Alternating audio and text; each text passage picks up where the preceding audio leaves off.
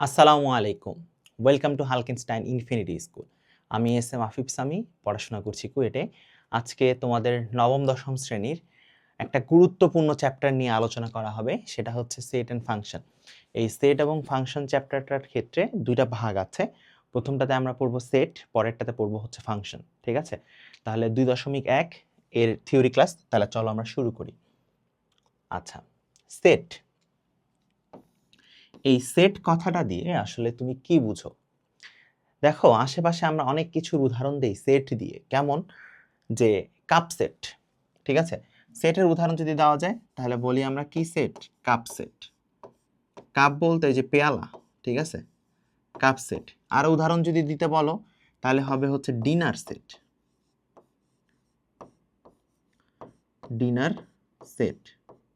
আচ্ছা, তারপর এই সেট দিয়ে আসলে কি মিন করতেছে? যে একটা কাপ সেটের প্রতিটা কাপ কি আলাদা আলাদা হয়? না, প্রতিটা কাপ কিন্তু আমার একই রকম হয়। আবার ডিনার সেটের প্রতিটা ডিজাইন কিন্তু আমার একই রকম হয়। তো বিষয়টা হচ্ছে এই যে সেট যেসব জিনিস বলবে তার বৈশিষ্ট্যগুলা একই রকম হবে। ঠিক আছে, তোমাকে যদি বলে যে জোড় সংখ্যার একটা সেট লিখো, তোমাকে র্যান্ডম বলছে যে জোড় সংখ্যার একটা সেট লিখো, তাহলে তুমি কতটুকু লিখতে পারবা? 2, 4, 6 এরকম তুমি লিখতেই থাকবা। কিন্তু সেট প্রকাশ করার জন্য অবশ্যই তোমাকে উভয় দিকে ডাবল ব্র্যাকেট দিতে হবে। কি দিতে হবে? Double bracket. কি জন্য? এই সেট প্রকাশ করতে গেলে এটা দিতেই হবে। সেট প্রকাশ করতে গেলে, কথা কি বুঝতে পারছো? ওকে, আচ্ছা, সেট প্রকাশ করতে হলে ডাবল ব্র্যাকেট দিতেই হবে। তো কাপ সেট গেল, ডিনার সেট গেল, এটা হচ্ছে জোড় সংখ্যার একটা সেট, যেটা ধরো হচ্ছে তোমাকে বলছে 6 পর্যন্ত আর কি। তো এই হচ্ছে সেটের একটা বেসিক, একটা ছোট্ট ধারণা যে সেট হচ্ছে এরকম।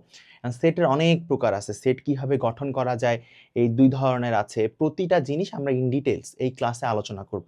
ঠিক আছে, আচ্ছা দেখো, সেট বলতে কাকে বলে? আমি একটু আগে বলছি যে বাস্তব বা চিন্তা জগতের, ঠিক আছে, বস্তুর সমষ্টি কে আমরা সেট বলতেছি। সমাবেশ বা সংগ্রহকে সমষ্টি বললে কথাটা ভুল হবে। তো বাস্তব চিন্তা জগতের, বাস্তব চিন্তা জগতের বস্তুর সমাবেশ বা সংগ্রহকে সেট বলে। এই যে উদাহরণ দিছি, dinner set, cup set, dining set, এই জিনিসগুলাই আর কি। তারপর দেখো, এই যে এখানে বলছে, আমি একটু আগে উদাহরণ দিছি জোড় সংখ্যা দিয়ে, এখানে বলছে প্রথম 10টি বিজোড় স্বাভাবিক সংখ্যার সেট। তো এই জিনিসগুলা বুঝতে লাগবে। ঠিক আছে, তো সেট বলতে কাকে বোঝায়? বাস্তব চিন্তা জগতের সুসংজ্ঞায়িত বস্তুর সমাবেশ বা সংগ্রহকে তোমার সেট বলে। ঠিক আছে, ওকে। এখন দেখো, এই যে এই উদাহরণটা আমি দিছিলাম যে যেমন 2, 4, 6 তিনটা সংখ্যা, এই তিনটা সংখ্যার সেট যদি হয় তাহলে হচ্ছে কত? 2, 4, 6। এবং সেট গঠন যখন তুমি করবা অবশ্যই অবশ্যই সেকেন্ড ব্র্যাকেট, এই যে দেখো, এই যে সেকেন্ড ব্র্যাকেট দিতে হবে। ঠিক আছে, তোমরা অনেকে সেকেন্ড ব্র্যাকেটটা দিতে পারো না। সেকেন্ড ব্র্যাকেটটা হচ্ছে এই যে, এই যে এখান থেকে নিবা, এখানে একটা প্যাচ দিবা, এই যে। ঠিক আছে, একদম ইজি, একদম ইজি। Second bracket clear? আচ্ছা, তো সেট তো বুঝলাম যে এটা একটা আমার সেট, কিন্তু সেটের ভিতরে যে জিনিসগুলো আছে, যেমন 2 আছে, 4 আছে, 6 আছে, তোমরা জিজ্ঞাসা করতে পারো ভাইয়া এই 2, 4, 6 এগুলাকে কি বলে? সেটের ভিতরে এই যে প্রতিটা আলাদা আলাদা ধরো বস্তু, এগুলা হচ্ছে আমার সেটের উপাদান বা এলিমেন্ট। ঠিক আছে, তাহলে এই যে ইন্ডিভিজুয়ালি আমি যদি বলি বি একটা এলিমেন্ট, এটা একটা এলিমেন্ট, আবার 4 এটা একটা এলিমেন্ট, 6 এটাও একটা আমার এলিমেন্ট। তাহলে সেটের ভিতরে, আবার বলতেছি, সেটের ভিতরে যা যা আছে তা হচ্ছে ওই সেটের এলিমেন্ট। ওকে, যেমন ধরো এইখানে বি একটা সেট দেওয়া আছে, কি? বি একটা সেট, যেটা হচ্ছে B is equal to A comma B. এখানে এ একটা এলিমেন্ট, বি একটা এলিমেন্ট। ওকে, এখন আরেকটা কথা, যে যদি এরকম হয় যে একটা সেটের উপাদান আরেকটা সেটের মধ্যে আছে, তখন এই যে কথাটা বলা হয়েছে যে দেখো বি সেটের উপাদান এবং বি সেটের উপাদান এ এবং বি, এই যে দেখো কথাটা কি বলছে, দেখো সেটের প্রত্যেক বস্তু বা সদস্যকে উপাদান বলা হয়, যেমন বি হচ্ছে এই যে এটা হলে বি সেটের উপাদান হচ্ছে কি এ এবং বি। উপাদান প্রকাশের চিহ্ন হচ্ছে এই যে এই যে চিহ্নটা যে দেওয়া আছে, এইটার নাম কি বলো দেখি? Belongs to. এটার নাম হচ্ছে কি? Belongs to. এটার নাম হচ্ছে আমার বিলংস টু। ঠিক আছে, এটা আমরা পরবর্তীতে দেখব। তাহলে বি সেটের এলিমেন্ট কে? এ এবং বি। ওকে, আচ্ছা দেখো এই যে এখানে এই যে কথাটা বলছিল যে বি সেটের এলিমেন্ট বা উপাদান হচ্ছে এ এবং বি, এই কথাটাকে এইভাবেও লেখা যায় যে এ ইজ বিলংস টু বি। ঠিক আছে, এটাকে এইভাবে পড়তে হয় যে এই যে দেখো এ বিলংস টু বি। কারণ কি, এখানে এ হচ্ছে বি সেটের উপাদান, তাহলে এই ডান দিকে যেটা থাকবে এটা হচ্ছে সেট, এটা ডান দিকে কি থাকবে? সেট। আর বাম দিকে এটা হচ্ছে উপাদান। কথা বুঝতে পারছো? সিমিলারলি আমাদের সেটটা কি ছিল? সেটটা ছিল হচ্ছে B is equal to A comma B. তাহলে আমি বলতে পারি না যে small letter B belongs to capital B? তাহলে এটা কিভাবে লিখতে হয়? যে বি বিলংস টু সি।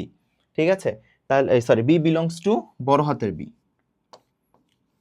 তাহলে এইখানে ছোট বিটা কি? উপাদান, আর এই বিটা বলতে বোঝাচ্ছে সেট। ঠিক আছে, তার মানে এইটা হচ্ছে এই বি এর একটা সদস্য, মানে কি? উপাদান। ক্লিয়ার? দেখো এখানে কিন্তু সুন্দরভাবে লিখে দেওয়া আছে উপাদান। এখন তোমাকে যদি বলে যে সি কি বি এর মধ্যে বিলং করে নাকি বিলং করে না, তুমি দেখো তো এখানে সি বলে কোনো কিছু আছে? সি বলে তো কোনো কিছু নাই। এখানে সি থাকতে পারে বা অন্য যে কোনো কিছু। ধরো 5 বলছে, 5 এইটা কি তোমার বি এর মধ্যে বিলং করে? মানে 5 যে উপাদানটা সেটা কি তোমার বি সেটের মধ্যে আছে? তা তো নাই। এই জন্য আমরা এখানে একটা কাটা চিহ্ন দিয়ে দিব। তাহলে বলতে পারবো 5 does not belong to B. Belongs হবে না, বিলং হবে আর কি। হ্যাঁ, তাহলে এখান থেকে আমি কি লিখতে পারি? যে 5 does not belong to B.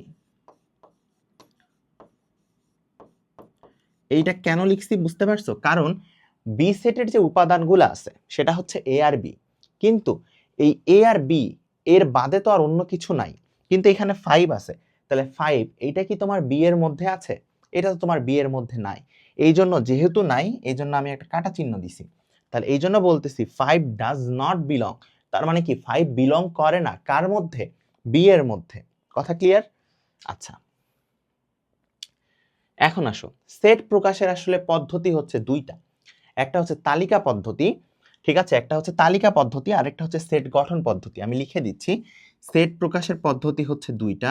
একটা হচ্ছে তালিকা পদ্ধতি। কি পদ্ধতি? তালিকা। আচ্ছা, আরেকটা হচ্ছে সেট গঠন পদ্ধতি। আরেকটা হচ্ছে আমার সেট গঠন পদ্ধতি। কথা ক্লিয়ার? আচ্ছা, এই তালিকা পদ্ধতির আরেক নাম হচ্ছে টেবুলার মেথড। এটা মনে রাখতে পারো, এটা আরেক নাম হচ্ছে টেবুলার মেথড।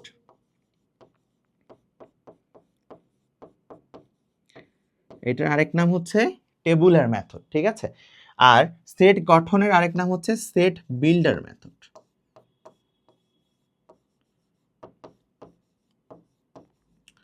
কথা ক্লিয়ার? একটা হচ্ছে টেবুলার, আরেকটা হচ্ছে সেট বিল্ডার। ক্লিয়ার? এরপরে আসি আমরা যে তালিকা পদ্ধতি, বা শুরুতে পড়ছিলাম টেবুলার মেথড বা তালিকা পদ্ধতি। এই তালিকা পদ্ধতিটা কি? এই তালিকা পদ্ধতিতে তোমার কোনো একটা সেটকে নির্দিষ্টভাবে ডিফাইন করা থাকবে। যেমন ধরো এইখানে আমি যদি লিখি ডি একটা সেট, এই ডি সেটের উপাদানগুলো হচ্ছে এ বি সি ডি। ঠিক আছে, সেটের ক্ষেত্রে একটা জিনিস অবশ্যই মনে রাখবা যে সেটের ভিতরের উপাদানগুলা যখন তুমি লিখবা, একটা উপাদান লিখার পর অবশ্যই অবশ্যই কমা ইউজ করতে হবে। ঠিক আছে, তাহলে উপাদানের মাঝে লিখে দিচ্ছি, উপাদানের মাঝে কমা ইউজ করতে হবে, কমা ইউজ করতে হবে।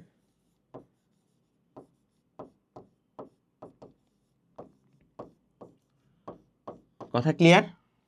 আচ্ছা, তাহলে এইখানে দেখো এটা হচ্ছে আমার একটা তালিকা পদ্ধতি।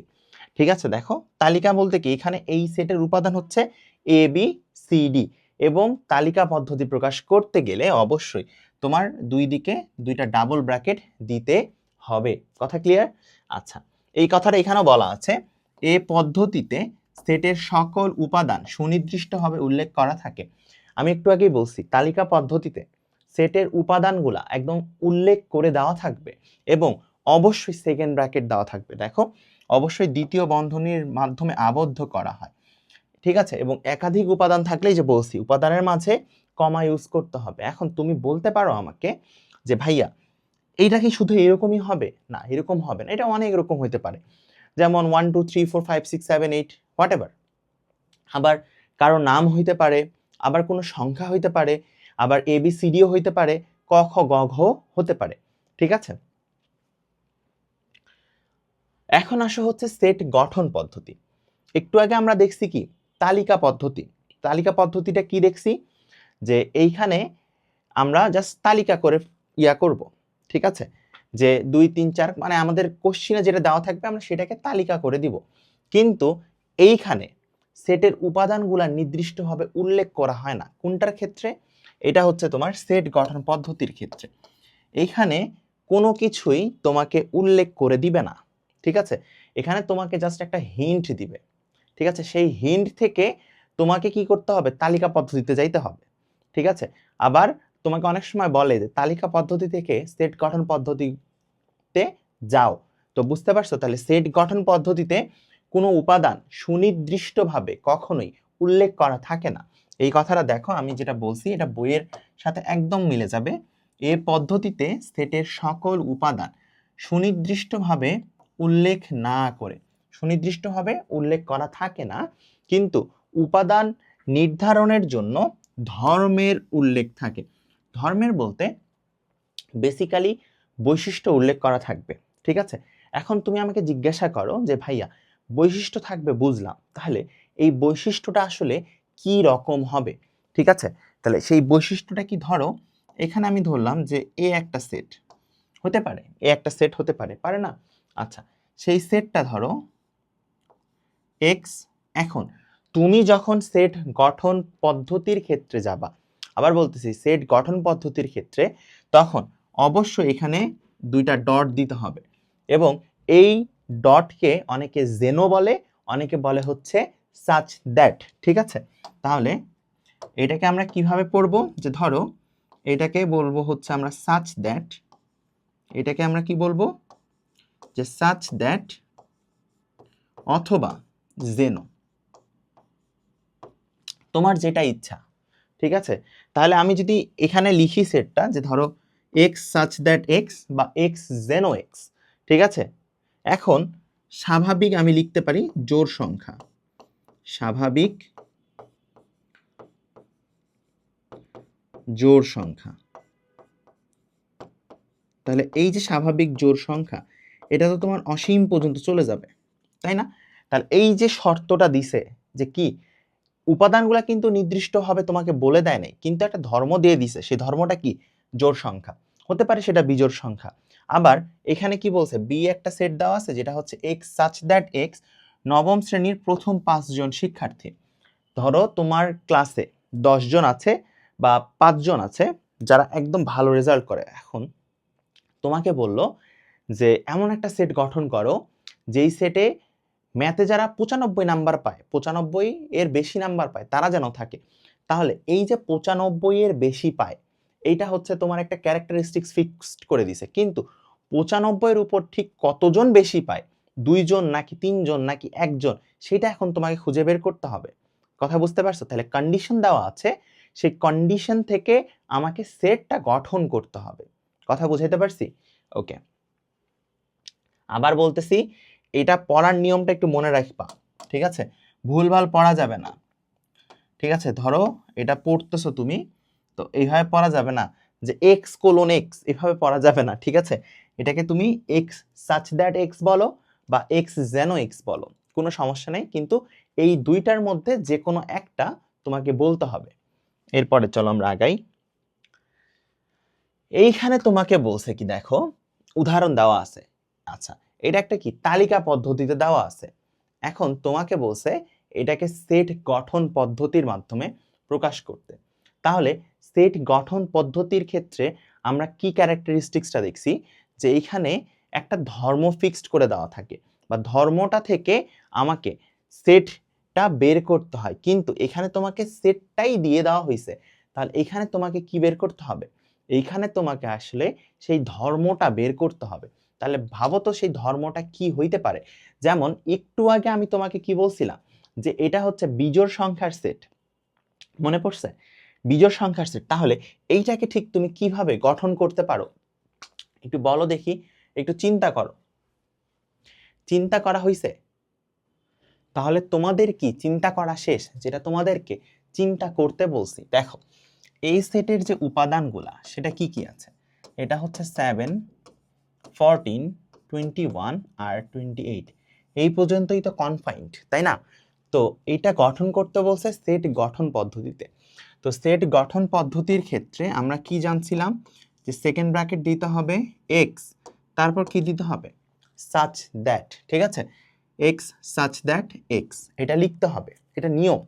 দেখো এই যে এক্স সাচ দ্যাট এক্স, এটা নিয়ম, ঠিক আছে? এখন তোমার কথা হচ্ছে যে আমি তারপরে কি লিখবো। দেখো এই যে 7, 14, 21, 28, এই সংখ্যাগুলা যে আছে এগুলো 7-এর কি গুণিতক।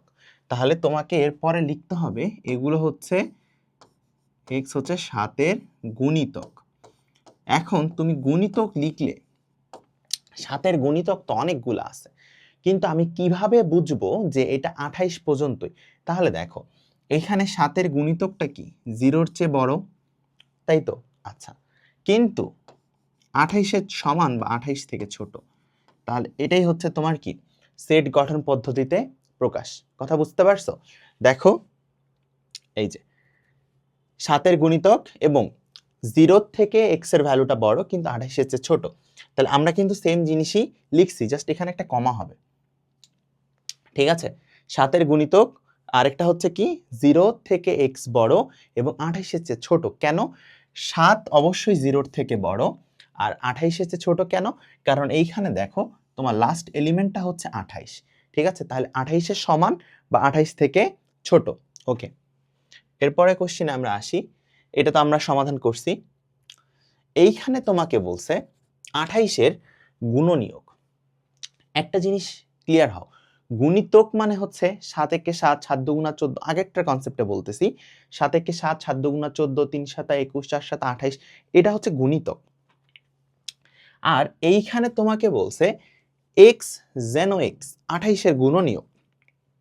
তাহলে 28-এর গুণনীয়ক কি কি আছে বলো দেখি, যে 28 2, 14 দুগুণা 28, তাহলে 28-কে কি দিয়ে ভাগ দেওয়া যায় 2 × 14, তারপর হচ্ছে কত 4 7 28, এই তো, এটাই তো হচ্ছে তার গুণনীয়ক, তাই না?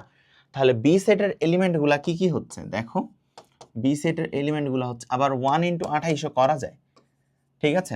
1 × 28ও করা যায়। তাহলে উপাদানগুলা কি কি হচ্ছে দেখো 1 2 4 7 14 28, ক্লোজ করে দাও, শেষ। তাহলে 28-এর গুণনীয়ক, তাহলে 28-কে কিভাবে বের করা যায় আগে সেটা বের করতে হবে। তাহলে 1 × 28 তো কত হচ্ছে 28, 14 দুগুণা কত হয় 28, 4 সাথে কত হয় 28। সো বুঝতেই পারতেছো যে যেগুলো যেগুলো গুণ করলে আমার 28 আসে সেই ভ্যালুগুলো আমার এখানে বসাইতে হবে, ঠিক আছে? দেখো যে আমি যেটা লিখছি সেটাই কিন্তু লেখা আছে। এই যে 28 হচ্ছে 1 × 28, 2 × 14, 4 × 7, অ্যাট লাস্ট এই এলিমেন্টগুলো আমরা কিন্তু লিখছি। দেখো এই যে 1 2 4 7 14 28। এখন হয়তো জিনিসগুলো ধীরে ধীরে তোমাদের কাছে কিছুটা হইলো ক্লিয়ার হচ্ছে, ঠিক আছে? আমরা যখন আরো করব আরো ক্লিয়ার হবে। এখন দেখো এইখানে তোমাকে বলছে যে উদাহরণ 3 যে x such that x ধনাত্মক পূর্ণ সংখ্যা এবং x স্কয়ারের ভ্যালুটা, শর্ত হচ্ছে x স্কয়ারের ভ্যালুটা যেন 18 এর চেয়ে বেশি না হয়। তাহলে আমাদের এইখানে x হচ্ছে শর্তটা, এই যে এটা, তাহলে x এর ভ্যালু আমি যদি 1 বসাই তাহলে 1 কি 18 এর চেয়ে ছোট, তাহলে এটা আমার জাস্টিফাইড। 2 যদি বসাই তাহলে কত হয়, 2 এর উপর স্কয়ার করলে হচ্ছে আমার 4, যেটা হচ্ছে আমার জাস্টিফাইড। আমি 3 যদি বসাই তাহলে এটা এখানে 4, 3 বসাইলে হবে কত 9, তাহলে এটাও 18 এর চেয়ে ছোট। 4 বসাইলে কত হবে 16, যেটা হচ্ছে তোমার 18 এর চেয়ে ছোট। কিন্তু আমি x এর ভ্যালু যদি 5 বসাই তাহলে কত হচ্ছে 25, তাহলে 25 কি তোমার 18 এর চেয়ে ছোট? ছোট তো না, তাহলে এটা আমার হবে না, ঠিক আছে? তাহলে এটা হবে না। তাহলে এলিমেন্টগুলো কি কি হচ্ছে, সি সেটের এলিমেন্টগুলো হচ্ছে 1 2 3 এবং 4। কথা কি বুঝতে পারছো কেন হইছে? কারণ 1 এর উপর স্কয়ার করলে হচ্ছে 1, যেটা 18 থেকে ছোট, 2 এর উপর স্কয়ার করলে হচ্ছে 4, যেটা 18 থেকেও ছোট, 3 এর উপর স্কয়ার করলে হচ্ছে 9, যেটা 18 এর চেয়ে ছোট, 4 এর উপর স্কয়ার করলে হচ্ছে 16, যেটা 18 এর চেয়ে ছোট। তাহলে উপাদানগুলো কি কি হচ্ছে 1 2 3 4। এরপরে আসো দেখো এই যে সি সেট আমরা বের করছি এখান থেকে 1 2 3 4। কথা ক্লিয়ার যে আমি কিভাবে বের করছি?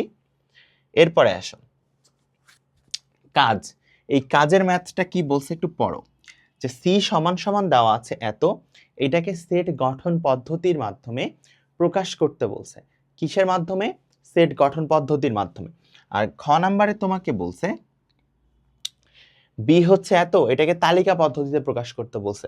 তাহলে তালিকা পদ্ধতির এই জিনিসটা তো একটু আগেই দেখছো, তাহলে এটা করে ফেলো তো। তাহলে এখানে কি হবে উপাদানটা 1 2 3 কি হবে 3 এর উপর কিউব মানে কত 27, তাহলে এটা আমার হবে না। তাহলে এইখানে আমার এলিমেন্টগুলো হচ্ছে 1 আর 2 তেই কনফাইন্ড। বুঝতে পারছো? এখন তুমি আসো হচ্ছে ক নাম্বারটার ক্ষেত্রে। ক নাম্বারটা কি দেওয়া আছে দেখো, c is equal to -9 -6 -3, আবার দেওয়া আছে 3 6 9। এই সেটটাকে সেট গঠন পদ্ধতির মাধ্যমে প্রকাশ করো। আমরা একটু আগে যেটা দেখছি সব প্লাস ছিল, তাই না? কিন্তু এইখানে দেখো তোমার নেগেটিভ সাইনও কিন্তু আছে, -9 আছে, -6 আছে, তারপর কত -3 আছে। তাহলে এই ক্ষেত্রে তুমি কি চিন্তা করবা বলো দেখি, যে ভাইয়া আমি এইখানে এইটা চিন্তা করব, তাহলে আমি এটা এইভাবে গঠন করতে পারবো।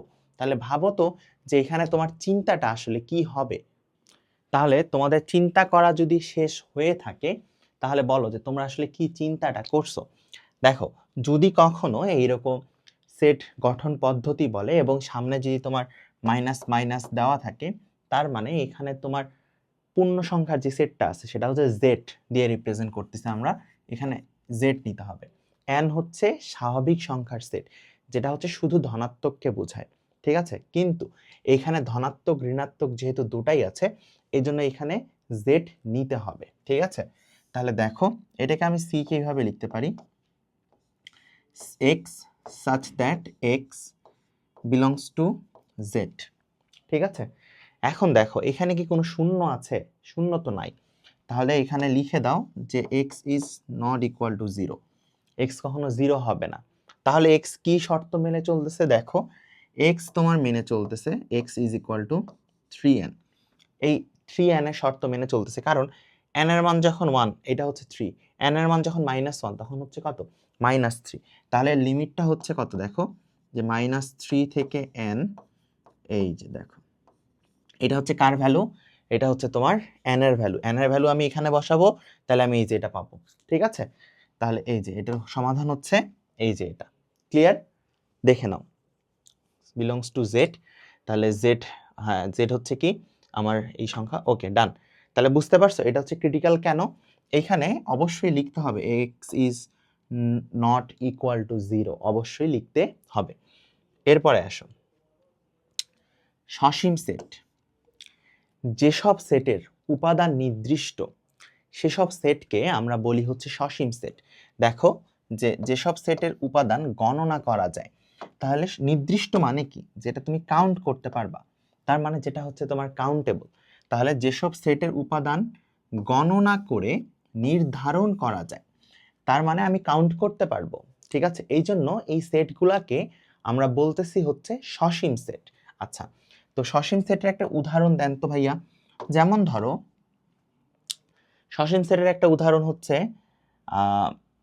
এ একটা ধরো সেট, এটা তো এইভাবে লিখতে হবে। ধরো এ একটা সেট, এই সেটের এলিমেন্টগুলো হচ্ছে 2, 3, 4 এবং 5। তাহলে দেখো তো এই সেটের উপাদানগুলা কি গণনা করে নির্ধারণ করা যাচ্ছে? যাচ্ছে। তাহলে এই ধরনের সেটকে বলতেছে আমরা সসীম সেট বা ইংরেজিতে ফাইনিট সেট। কথা ক্লিয়ার? এই সেটের তাহলে উপাদান সংখ্যা কয়টি? এই সেটের উপাদান সংখ্যা হচ্ছে 4টি। উপাদান হচ্ছে আমার 4টি। কথা কি ক্লিয়ার? আচ্ছা, এরপরে আমরা একটু আগাই। দেখো অসীম সেট বা ইনফিনিট সেট, যেসব সেটের উপাদান নির্দিষ্ট না সেসব সেটকে আমরা কি বলতেছি? অসীম সেট। বা গুণে শেষ করা যাবে না, ঠিক আছে? এই যে লেখা আছে গণনা করে শেষ করা যায় না, তাহলে সেসব সেটকে আমরা কি বলতেছি বলো? সেসব সেটকে আমরা বলতেছি অসীম সেট। এইখানে দেখো আমি একটু আগে বলছিলাম যে আগের ম্যাথটার ক্ষেত্রে ওই যে মনে আছে যে জেড নিয়ে করাইছিলাম, ওইখানে আমি বলছিলাম যে এন হচ্ছে স্বাভাবিক সংখ্যার সেট, মনে আছে? এই যে দেখো এন হচ্ছে 1 2 3 4 ধনাত্মক স্বাভাবিক সংখ্যার সেট, আর পূর্ণ সংখ্যার সেট হচ্ছে জেড, এটা মনে রাখতে হবে। তাহলে পূর্ণ সংখ্যার সেটকে কি দিয়ে রিপ্রেজেন্ট করে? এটাও একটা কোশ্চেন। এটা হচ্ছে জেড দিয়ে রিপ্রেজেন্ট করে। আবার যদি বলে মূলদ সংখ্যার সেট, তাহলে মূলদ সংখ্যার সেটকে রিপ্রেজেন্ট করা হয় হচ্ছে কিউ দিয়ে, ঠিক আছে? এই জিনিসগুলো মনে রাখতে হবে। কথা ক্লিয়ার? আচ্ছা, এখন দেখো এখানে বলছে অসীম সেটের একটা উদাহরণ দেন তো ভাইয়া এখন। তাহলে ধরো অসীম সেট হচ্ছে আমার জেড একটা, তাহলে এটা তো অনেক কিছুই হইতে পারে। দেখো -4, -3, -2, -1, 0, 1 2 3 4 ডট ডট চলতে আছে। এইদিকে সে কত দূর যাবে? ইনফিনিটি। এইদিকে সে কত দূর যাবে? Minus infinity. তাহলে তুমি কি এর এলিমেন্টগুলা গুণে বের করতে পারবা? তুমি তো গুণে বের করতে পারবা না। এই জন্য এটাকে আমরা বলতেছি হচ্ছে অসীম সেট বা ইনফিনিট সেট। এখন বলছে যে দেখাও সকল স্বাভাবিক সংখ্যার সেট একটা অসীম সেট। আচ্ছা, স্বাভাবিক সংখ্যার সেট কি আছে? n। n এ কি আছে দেখো 1 2 3 4 5 6 7, এই তো চলতে আছে। এটা কি তুমি গুণে শেষ করতে পারবা? তুমি তো শেষ করতে পারবা না। যেহেতু আমি গুণে শেষ করতে পারতেছি না, সেই জন্য এই n বা স্বাভাবিক সংখ্যার সেট হচ্ছে একটা অসীম সেট। কথা বুঝতে পারছো? আচ্ছা, দেখো এখানে ঠিক একই কথা লেখা আছে, তো এখানে ব্যাখ্যাটা আরেকভাবে দেওয়া হয়েছে। আমি যেটা বলছি 1 2 3 4 আমি গুণে শেষ করতে পারতেছি না, যার কারণে এটা হচ্ছে আমার একটা অসীম সেট। এখন এখানে আবার ভেঙে ভেঙে অনেকভাবে লেখা যায়। যেমন ধরো যে জোড় সংখ্যক সেট, বেজোড় সেট, গুণিতক দিয়ে করা যায়, ওয়ান হোয়াট এভার। কিন্তু তুমি যদি 2 মার্কের কোশ্চেন দেয়, তুমি জাস্ট আমি যেটা বলছি এইটুক করলেই এনাফ, ঠিক আছে? এরপরে আসো, এইখানে বলছে কোনটা সসীম সেট আর কোনটা অসীম সেট। দেখো এই সেটের উপাদান কি নির্দিষ্ট, তাহলে এটা হচ্ছে সসীম সেট। তাহলে লিখে দিই হ্যাঁ পাশে, এটা হচ্ছে সসীম। ওকে, এটাও নির্দিষ্ট, তাহলে এটাও সসীম। এটা কি নির্দিষ্ট? 3টা ডট মানে বোঝাচ্ছে যে এটা চলতেই থাকবে। তো যদি এরকম চলতে থাকে তাহলে এটা কি তোমার সসীম সেট হবে? না, এটা হবে তখন অসীম সেট। আচ্ছা, এরপরে দেখো এখানে বলছে পূর্ণ সংখ্যা কিন্তু 4-এর চেয়ে ছোট, তাহলে তোমাকে তো শর্ত দিয়ে দিছে 4-এর চেয়ে ছোট, তাহলে এটা কি সেট হবে? সসীম সেট। আচ্ছা, এরপরে দেখো পি বাই কিউ, পি ও কিউ পরস্পর সহমৌলিক, কিউ ইজ গ্রেটার দেন 1। এই ক্ষেত্রে তোমার কিউ যদি 1-এর চেয়ে বড় হয়, তাহলে 1-এর চেয়ে বড় সংখ্যা কি তোমার একটা আছে? 1-এর চেয়ে বড় সংখ্যা তো তোমার একটাই, অনেকগুলো আছে, ইনফিনিট সংখ্যক। এই জন্য এইটা হচ্ছে একটা অসীম সেট।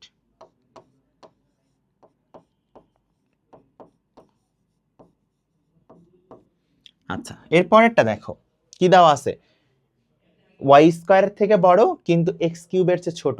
তার মানে এটা তো তোমার লিমিটেড, তাই না? এর মান তো হচ্ছে ফাইনিট। তাহলে এইখানে এটা হচ্ছে আমার সসীম সেট। কথা কি ক্লিয়ার? আচ্ছা, আমরা পরবর্তী স্লাইডে আগাই।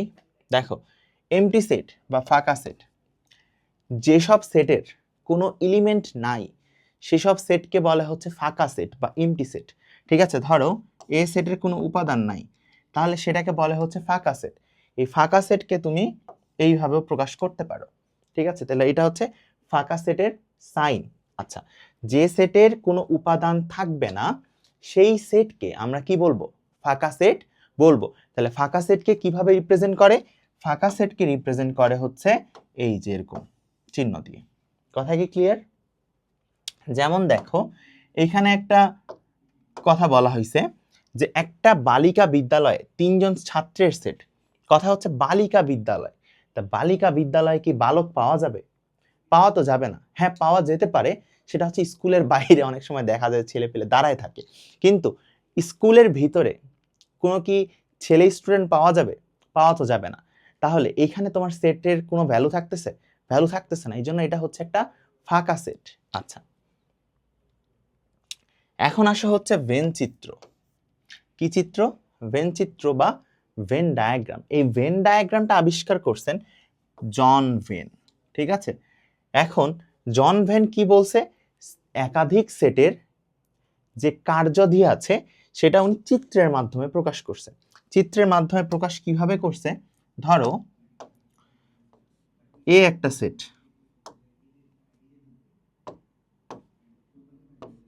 এ একটা সেট, আরে কি হলো, এই যে এ একটা সেট, এই সেটের এলিমেন্টগুলো হচ্ছে 1 2 3 4 5। বি একটা সেট যেটার উপাদান হচ্ছে 3 4 6 7। এইখানে কমন কি আছে? 3 আর 4, তাই না? তো এই চিত্রটা উনি এমন ভাবে রিপ্রেজেন্ট করে, ধরো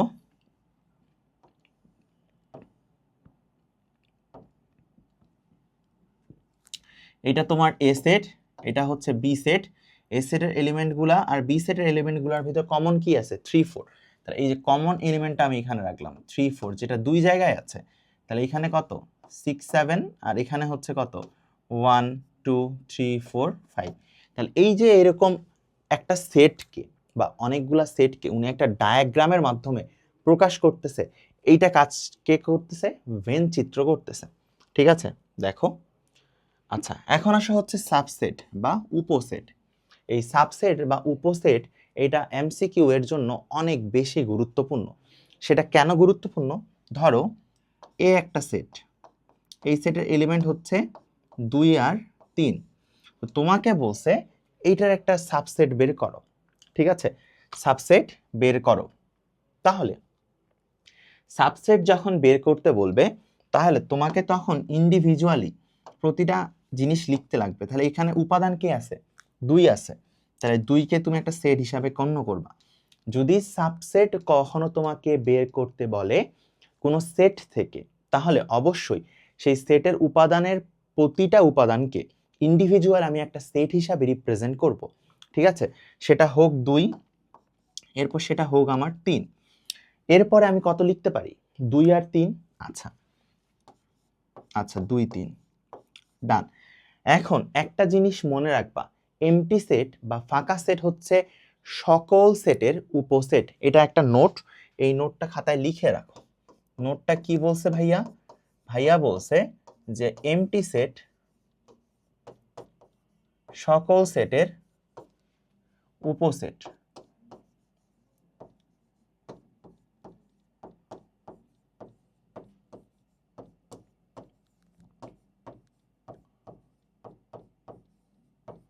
কথা কি বুঝতে পারছো? তাহলে এইটা আর একটা এমটি সেট, এই সাবসেট কি হবে? ফাঁকা বা এমটি সেট। এরপরে কি করবা? এইটা যখন তুমি লিখছো, এরপরে হচ্ছে একটা ডাবল ব্র্যাকেট দিয়ে ক্লোজ করতে হবে। কথা কি ক্লিয়ার? আচ্ছা, দেখো এই পর্যন্ত আমরা কিন্তু মোটামুটি বুঝছি। এখন আসা হচ্ছে উপসেটের একটা চিহ্ন আছে, সেই চিহ্নটা কি? উপসেটের চিহ্ন হচ্ছে, উপসেটের চিহ্ন এই যে, এইটাকে বলে হচ্ছে সাবসেট। এইটা মানেই হচ্ছে তোমার সাবসেট। সাবসেটের সাইন হচ্ছে এই যেটা, ঠিক আছে? এখন যদি কখনো বি সেট এ সেটের উপসেট হয়, ঠিক আছে, ধরো বি একটা সেট, সেই সেটটা হচ্ছে তোমার এ একটা সেটের উপসেট। যেমন ধরো আমি এখান থেকে একটু উদাহরণ দিই, এ হচ্ছে ধরো তোমার 1 2 3, আবার বি হচ্ছে 2 3। তাহলে এই 2 3 কি এ সেটের মধ্যে আসে না? তাহলে বি হচ্ছে সাবসেট কার? এ এর সাবসেট। তো এই যে বি এ এর সাবসেট, এটাকে আমি কিভাবে লিখবো? এখানে লিখবো হচ্ছে বি সাবসেট অফ এ। এখন এইটা দিয়ে তুমি কি বোঝাচ্ছ? দেখো বাম দিকে একটা আছে, ডান দিকে একটা আছে। এই ডান দিকে এটা হচ্ছে যার সাবসেট, যার সাবসেট। তাহলে কার সাবসেট? এর সাবসেট। এর সাবসেটটা কে? বি। আর এইটা হচ্ছে যেটা হচ্ছে সাবসেট,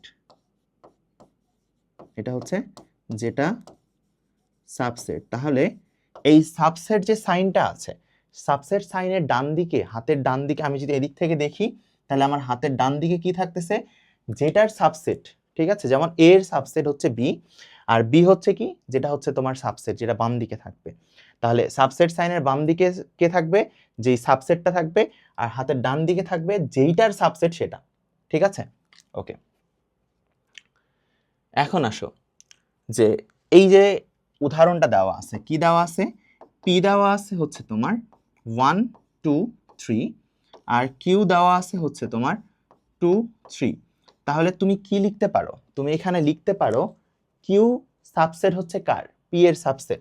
তাহলে এই কথাটা সত্য, তাহলে কিউ সাবসেট পি, এই কথাটা সত্য। আবার আর কত দেওয়া আছে এখানে? আর দেওয়া আছে হচ্ছে 1 3। তাহলে আরও তো তোমার সাবসেট কার? পি এর সাবসেট। তাহলে এখানে আর সাবসেট পি। কথা বুঝতে পারছো? আচ্ছা, এখন তুমি আমাকে জিজ্ঞাসা করতে পারো যে ভাইয়া তাহলে পি সাবসেট পি, এটাই কখনো সম্ভব? হ্যাঁ সম্ভব। কারণ আমরা যখন সাবসেটগুলো বের করতেছিলাম তখন কি খেয়াল করছো যে মূল এলিমেন্টটাকেও কিন্তু আমরা লিখছিলাম যে 1 2 3 4 হইলে সম্পূর্ণটাও কিন্তু একটা সাবসেট। তাহলে তুমি এখান থেকে বলতে পারবা পি অবশ্যই পি এর একটা সাবসেট, ঠিক আছে? তো সাবসেট কতটা হবে এটা বের করার একটা সূত্র আছে। সেই সূত্রটা কি? এই সূত্রটা হচ্ছে সাবসেট বের করার হচ্ছে 2 টু দি পাওয়ার n। তাহলে সাবসেট বের করার সূত্রটা হচ্ছে কত? 2 টু দি পাওয়ার n। তাহলে এই যে সাবসেট, সাবসেটের সূত্র হচ্ছে 2 টু দি পাওয়ার n। এখানে n হচ্ছে এলিমেন্ট নাম্বার বা উপাদান সংখ্যা।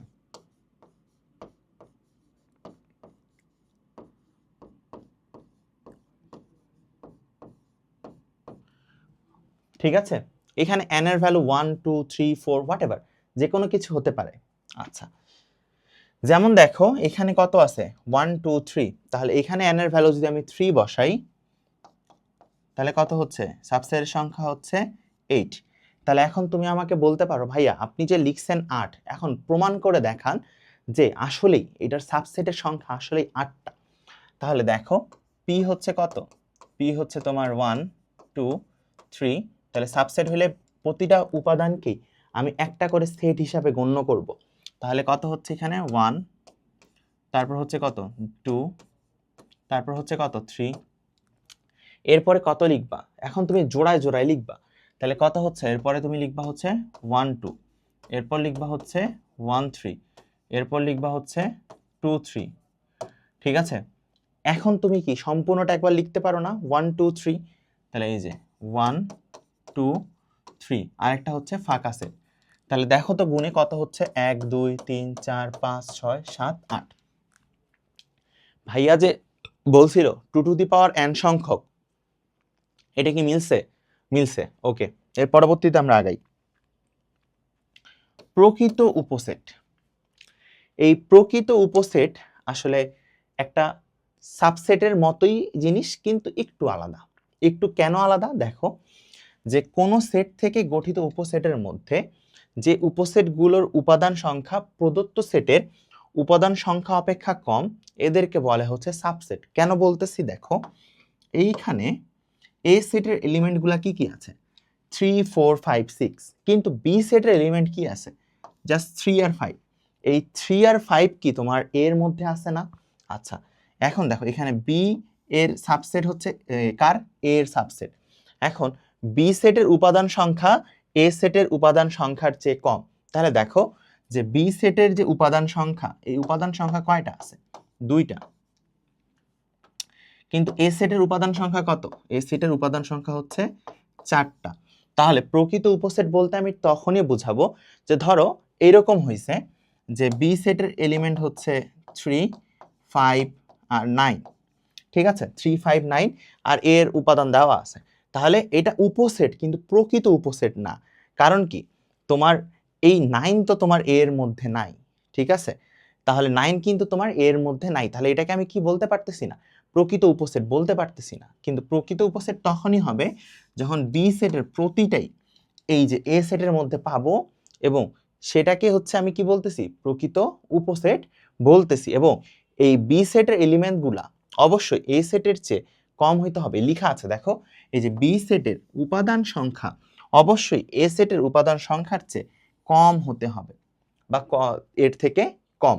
আচ্ছা, এরপরে আসো, একটু আগে আমি লিখছিলাম প্রকৃত উপসেটের ক্ষেত্রে সাবসেট আর ইকুয়াল, ঠিক আছে। আর এই যে দেখো দুইটা জিনিস, একটা প্রকৃত উপসেট এটাকে তুমি জাস্ট এইভাবে দিবা বি সাবসেট এ, আর যদি শুধু উপসেট হয় তাহলে তার ক্ষেত্রে আমরা এই সাইনটা দিব। যে দেখো উপসেটের উদাহরণে কিউ ও আর প্রত্যেকে হচ্ছে পি এর প্রকৃত উপসেট, উল্লেখ্য হচ্ছে ফাঁকা সেট যে কোনো সেটের প্রকৃত উপসেট। তাহলে এটা একটা অবশ্যই এমসিকিউতে আসা কোশ্চিন যে ফাঁকা সেট হচ্ছে যে কোনো সেটের একটা প্রকৃত উপসেট, ঠিক আছে। তো একটু আগে আমাদের একটা জিনিস দেখো যে আমরা কি পড়ছি, সাবসেট পড়ছি। এই যে দেখো সাবসেটের ক্ষেত্রে সাইন হচ্ছে কিন্তু এটা, কিন্তু প্রকৃত উপসেট যখন হবে তখন কিন্তু এই যে এই সাইনটা হবে না। এটা হচ্ছে কার ক্ষেত্রে? এটা হচ্ছে আমার সাবসেটের ক্ষেত্রে, এটা হচ্ছে আমার সাবসেট, আর এটা হচ্ছে প্রকৃত উপসেট।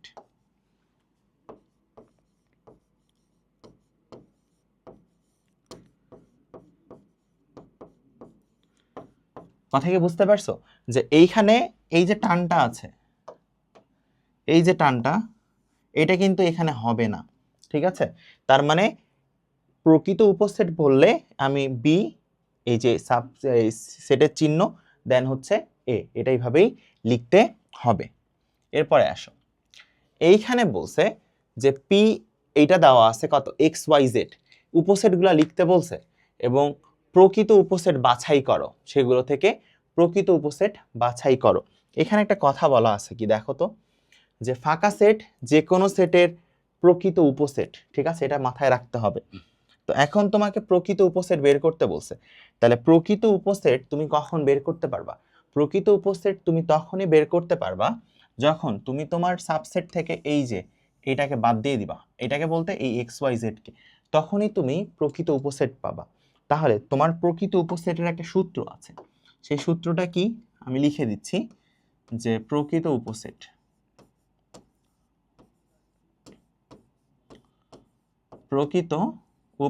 হচ্ছে কত 2 to the power n minus 1, এটা হচ্ছে প্রকৃত উপসেটের সংখ্যা, ঠিক আছে। তাহলে দেখো পি সেটের উপসেটগুলো লিখতে বলছে, তাহলে এটার উপসেট কি কি হবে? এটার উপসেট হবে x, তারপর হবে কত y, তারপর হবে কত z, তারপর হবে কত x, y, তারপর হবে কত x, z, তারপর হবে কত y, z, x, y, z, তারপর হচ্ছে ফাঁকা সেট। এখন প্রকৃত উপসেট যখন তোমাকে বের করতে বলবে তখন এই যে এটা বাদ চলে যাবে, ঠিক আছে। প্রকৃত উপসেটের ক্ষেত্রে এটা লেখা যাবে না, ঠিক আছে। আর যদি উপসেট বের করতে বলে তাহলে এই যে উপসেট, আর প্রকৃত উপসেট বলতে যদি বের করতে বলে তাহলে সেট যেটা দেওয়া থাকবে এই যে এটা, এটা আমাকে বাদ দিতে হবে। তাহলে এটা বাদ দিলে বাকি যে এলিমেন্টগুলো থাকে তাহলে সেটাই হচ্ছে আমার কি প্রকৃত উপসেট। তাহলে আমি লিখে দিচ্ছি প্রকৃত উপসেটটা, প্রকৃত উপসেট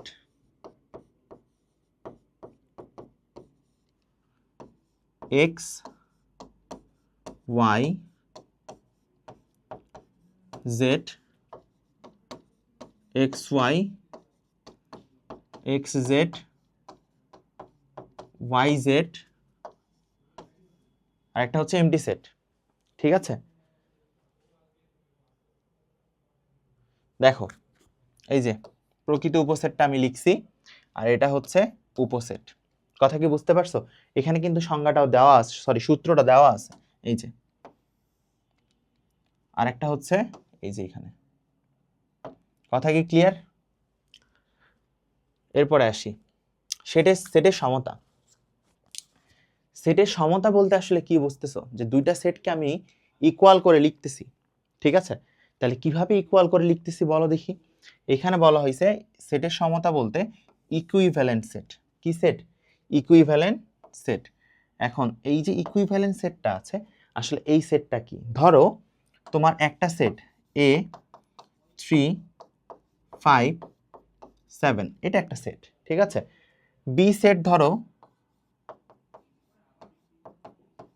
5 3 3 7। আচ্ছা, দুইটা সেটই সমান, এলিমেন্টগুলাই কিন্তু সেম সেম। এখন এই সেটটাকে তুমি লিখতে পারবা কত? A is equal to B. কারণ এইখানে A এর যা উপাদান বি এর উপাদানও কিন্তু আমার সেম। 3 5 7 অন্য কোনো কিন্তু কিছু নাই। তাহলে এই ক্ষেত্রে A আর B যেহেতু আমার ইকুয়াল, তাহলে আমি এটাকে বলতেছি ইকুইভ্যালেন্ট সেট। তার মানে দুইটা সেট ইকুইভ্যালেন্ট হইতে গেলে অবশ্যই তাদের উপাদানের যে উপাদানগুলো আছে, এই উপাদানগুলো হচ্ছে তোমার সমান হইতে হবে। ঠিক আছে, এবং আরেকটা কথা যে অবশ্যই A সাবসেট অফ বি হইতে হবে, বি সাবসেট হচ্ছে A হইতে হবে। তাহলে আমি সেটাকে ইকুইভ্যালেন্ট সেট বলতে পারবো। তাহলে ইকুইভ্যালেন্ট সেট গঠনের শর্ত কয়টা? শর্ত হচ্ছে দুইটা। এক হচ্ছে আমার কত? এই A এর উপাদান সংখ্যা আর B এর উপাদান যেটা আছে সেই উপাদান সংখ্যা সেম না হইলেও কোনো সমস্যা নাই, কিন্তু উপাদানগুলো সেম হইতে হবে। ঠিক আছে, আরেকটা শর্ত হচ্ছে কি? আরেকটা শর্ত হচ্ছে যে সাবসেট হইতে হবে, A সাবসেট B আর B সাবসেট A হইতে হবে। ক্লিয়ার? এরপরে আসো, এই যে এখানে একটা উদাহরণ দেওয়া আছে। A সেট কত দেওয়া আছে? 3 5 7। B দেওয়া আছে কত? 5 3 3 7। C হচ্ছে 7 7 3 5 5। এখানে দেখো যে উপাদান যে সমান হইতে হবে এই কথাটা কিন্তু না, কিন্তু উপাদানগুলো যে সেম হইতে হবে। ঠিক আছে, সেইটা কিন্তু দেখো যে এখানে এলিমেন্ট কি আছে? 3 5 7। এখানেও কত? বেসিক হচ্ছে 3 5 7, এখানেও হচ্ছে 3 5 7। তাহলে এখানে আমি বলতে পারি যে A সাবসেট, তাহলে আমি বলতে পারি A subset B, B subset হচ্ছে C, C সাবসেট হচ্ছে আমার A। তাই তো? আচ্ছা, C সাবসেট A এই কথাটা কি সত্য হয়? সত্য তো হয় না। এখানে লিখতে হবে A সাবসেট C। ঠিক আছে, তাহলে একটা জিনিস মনে রাখবা যে সেটের উপাদানগুলোর ক্রম বদলাইলো, কোনো উপাদান পুনরাবৃত্তি করলো সেটের কোনো পরিবর্তন হয় না। ঠিক আছে, অনেকে আমাকে বলতে পারো যে ভাইয়া যে এখানে 2 4 6 আর 4 6 2 দুইটা কি সেম? হ্যাঁ ভাইয়া সেম। সেটের ভিতরের উপাদানগুলোর ক্রম যদি চেঞ্জ করা হয় আহামরি কোনো চেঞ্জ হবে না। এরপরে আসো সেটের অন্তর। এই সেটের অন্তরটা আসলে কি বলতো? এটাকে পড়া হয় কি বলতো? এটাকে পড়া হয় হচ্ছে A বাদ B। ঠিক আছে, এটাকে পড়ে হচ্ছে A বাদ B। যেমন দেখো A সেট একটা আছে, এই A সেটটা হচ্ছে 1 2 3 4 5, আর B আর একটা সেট আছে সেই সেটটা হচ্ছে 3 5। এখন A থেকে তুমি যদি B বাদ দাও তাহলে তুমি কোনটা বাদ দিবা বলো দেখি। এখানে আগে তুমি A লিখো, A হচ্ছে 1 2 3 4 5 মাইনাস B কত? B হচ্ছে 3 5। তাহলে দেখো সেম এলিমেন্টগুলো আমার বাদ দিতে হবে না? তাহলে সেম এলিমেন্টগুলো যদি আমি বাদ দিয়ে দেই তাহলে আমার কত হচ্ছে? তাহলে এখানে আমার বাদ কোনটা কোনটা যাচ্ছে বলো দেখি। এখানে আমার বাদ যাচ্ছে হচ্ছে এই যে 3 বাদ আর 5 বাদ। তাহলে 3 আর 5 যদি বাদ চলে যায় তাহলে A মাইনাস B এটার ভ্যালু কত হবে? এটার ভ্যালু তখন হবে 1 2 4। ঠিক আছে, তার মানে সেম সেম এলিমেন্টগুলা বাদ চলে যাবে, ঠিক আছে? এটা হচ্ছে সেটের অন্তর বা ডিফারেন্স অফ সেটস। এখানে দেখো উদাহরণ 6 তোমাকে কি বলছে, বলছে যে p হচ্ছে x such that x 12 এর গুণনীয়। কার? 12। তাহলে 12 এর গুণনীয় কত হইতে পারে? 1 × 12, 2 × 6, 3 × 4, এই তো, আর তো নাই। তাহলে p এর উপাদানগুলো কি হচ্ছে? p এর উপাদান হচ্ছে 1 2 3 4 আর 6। q বলছে কত? 3 এর গুণিতক এবং 12 এর চেয়ে ছোট। তাহলে 12 এর চেয়ে ছোট যদি হয় তাহলে কি কি হচ্ছে দেখো, 3 3 2 6, 3 3 9, 3 4 12, লেস দেন ইকুয়াল যেহেতু আছে, তাহলে এলিমেন্টগুলো লিখছি। ওকে, এখন আমাকে কি বলছে যে p বা q করতে বলছে। তাহলে এখানে দেখো 1 2 3 4 6 মাইনাস 3 6 9 12। তাহলে দেখো তো সেম সেম এলিমেন্ট কি কি আছে এখানে? সেম সেম এলিমেন্ট হচ্ছে এখানে 3 আর 6, তাহলে 3 আর 6 বাদ, তাহলে হচ্ছে 1 2 4। এখন তোমাদের মনে কোশ্চিন আসতে পারে, ভাইয়া এইখানে তো 1 2 4 লিখলাম, কিন্তু এখানে তো 9 আর 12 থাকতেছে, তাহলে সেটার কি হবে? সেটা তোমার দেখার দরকার নাই। কারণ কি, যেসব উপাদানগুলো আমার সেম আছে শুধু সেগুলোই আমি বাদ দিব, দেওয়ার পরে যেটা পাবো সেটাই হচ্ছে আমার উত্তর, ঠিক আছে? তাহলে এখানে সেম উপাদান কি কি ছিল? 3 আর 6, তাহলে 3 আর 6 বাদ দিয়ে দিছি, তাহলে আমার কত আসছে? 1 2 4। এই 1 2 4ই হচ্ছে দেখো যে p মাইনাস কিউ যে বের করতে বলছে সেটা হচ্ছে সেট। ক্লিয়ার? দেখো এই যে যে সেট বের করতে বলছে এই যে 1 2 4। ক্লিয়ার? আচ্ছা, এরপরে আসো সার্বিক সেট বা ইউনিভার্সাল সেট। এটা একটা জিনিস মনে রাখতে হবে যে সার্বিক সেটটা আসলে কি। ধরো এ একটা সেট, এটা হচ্ছে ধরো এক্স ওয়াই, বি একটা সেট হচ্ছে এক্স ওয়াই জেড, ঠিক আছে? এখন এই বি সেটটাকে এ সেটের সাপেক্ষে আমি সার্বিক সেট বলতে পারি। কারণ কি, বি সেটের এলিমেন্টগুলা সবগুলা কার, সরি এ সেটের এলিমেন্ট সব কার মধ্যে আছে? বি সেটের মধ্যে আছে। এজন্য আমি বলতে পারি বি সেটকে এ সেটের সার্বিক সেট। এটাকে আমি আরেকভাবে রিপ্রেজেন্ট করতে পারি যে ধরো, আচ্ছা এখানে দিয়ে দিলাম ইউ সাইন, ইউতে বোঝাচ্ছি যে ইউনিভার্সাল সেট, ঠিক আছে? ওকে,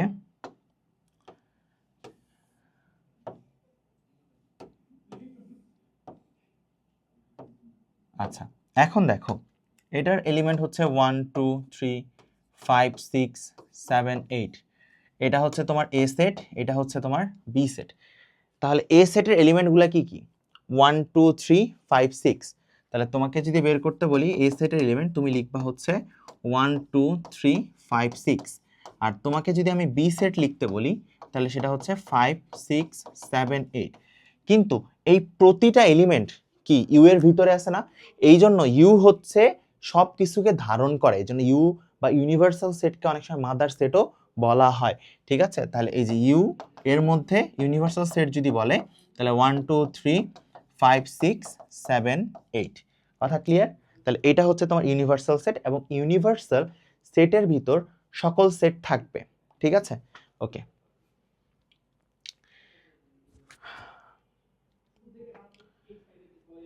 এই যে সার্বিক সেট নিয়ে যে কথাগুলো বলছে এগুলো আহামরি এমন কোনো কিছু না, এটুকু দেখে নিবা, ঠিক আছে? এখন আসা হচ্ছে পূরক সেট। পূরক সেটটা কি? পূরক সেট হচ্ছে সার্বিক সেট থেকে কোনো সেট যদি স্পেসিফিক বাদ দিয়ে দেই তাহলে সেই সেটকে আমার বলে হচ্ছে পূরক সেট। যেমন ধরো এই যে ইউ সেট, এই ইউনিভার্সাল সেট, এটা তো উপাদান হচ্ছে এই প্রথম বক্সটার সবগুলা, ঠিক আছে? এ সেটের এলিমেন্ট হচ্ছে ধরো এইটুকু। তাহলে ইউ থেকে যদি আমি এ বাদ দেই তাহলে আমার এই যে বাকি যে জায়গাটা, এই জায়গাটা আমি পাচ্ছি না, তাহলে সেটা কি? এসি বা কমপ্লিমেন্টারি সেট বা কমপ্লিমেন্ট অফ সেট এ। তাহলে এই যে তোমাকে যদি পূরক সেট বের করতে বলে তাহলে অবশ্যই সেই সেটকে ইউনিভার্সাল সেট থেকে বাদ দিতে হবে এবং বাদ যখন তুমি দিবা তখন তুমি পূরক সেটটা পাবা। কথা ক্লিয়ার? আচ্ছা, এইখানেও সেম, ঠিক আছে? যে কি বলা হয়েছে যে পূরক সেট বের করতে বলছে, তো এখন তুমি পূরক সেটটা বের করতে পারবা, ঠিক আছে? ওকে, তাহলে আমরা উদাহরণগুলো একটু দেখি যে কি দেওয়া আছে দেখো, এখানে তোমাকে বলছে এসি বা পূরক সেট বের করতে। ওকে, তাহলে এসি যদি বের করতে বলে বা পূরক সেট, তাহলে তুমি কি করবা, ইউনিভার্সাল সেট থেকে তুমি এ সেটটা আগে বাদ দিবা। তাহলে ইউনিভার্সাল সেটটা কত, এখানে ইউনিভার্সাল সেটটা হচ্ছে 1 2 3 4 5 6 7, এটা হচ্ছে ইউনিভার্সাল সেট। এখান থেকে এ হচ্ছে কত, 2 4 6 7। তাহলে আমি কি বলছিলাম, সেম টার্মগুলো বাদ দিতে হবে। তাহলে 2 4 6 7 বাদ দিয়ে দাও, তাহলে থাকতেছে কত, 1 3 5। ক্লিয়ার? তাহলে এ পূরক হচ্ছে কত, 1 3 5। এখন তোমার বি দেওয়া আছে কত, বি দেওয়া আছে হচ্ছে 1 3 5। তোমাকে বের করতে বলছে হচ্ছে বি পূরক। তাহলে এটা কত, 1 2 3 4 5 6 7, বাদ কত, 1 3 5। তাহলে কমন যে টার্মগুলো আছে সেটা আমি এখন বাদ দিব। কি কি, 1 3 5, তাহলে হচ্ছে কত, 2 4 6 আর 7। ঠিক আছে? তাহলে এ পূরক বের করা শিখছো, যে এ পূরকটা কিভাবে বের করতে হচ্ছে, বি পূরক কিভাবে বের করতে হচ্ছে।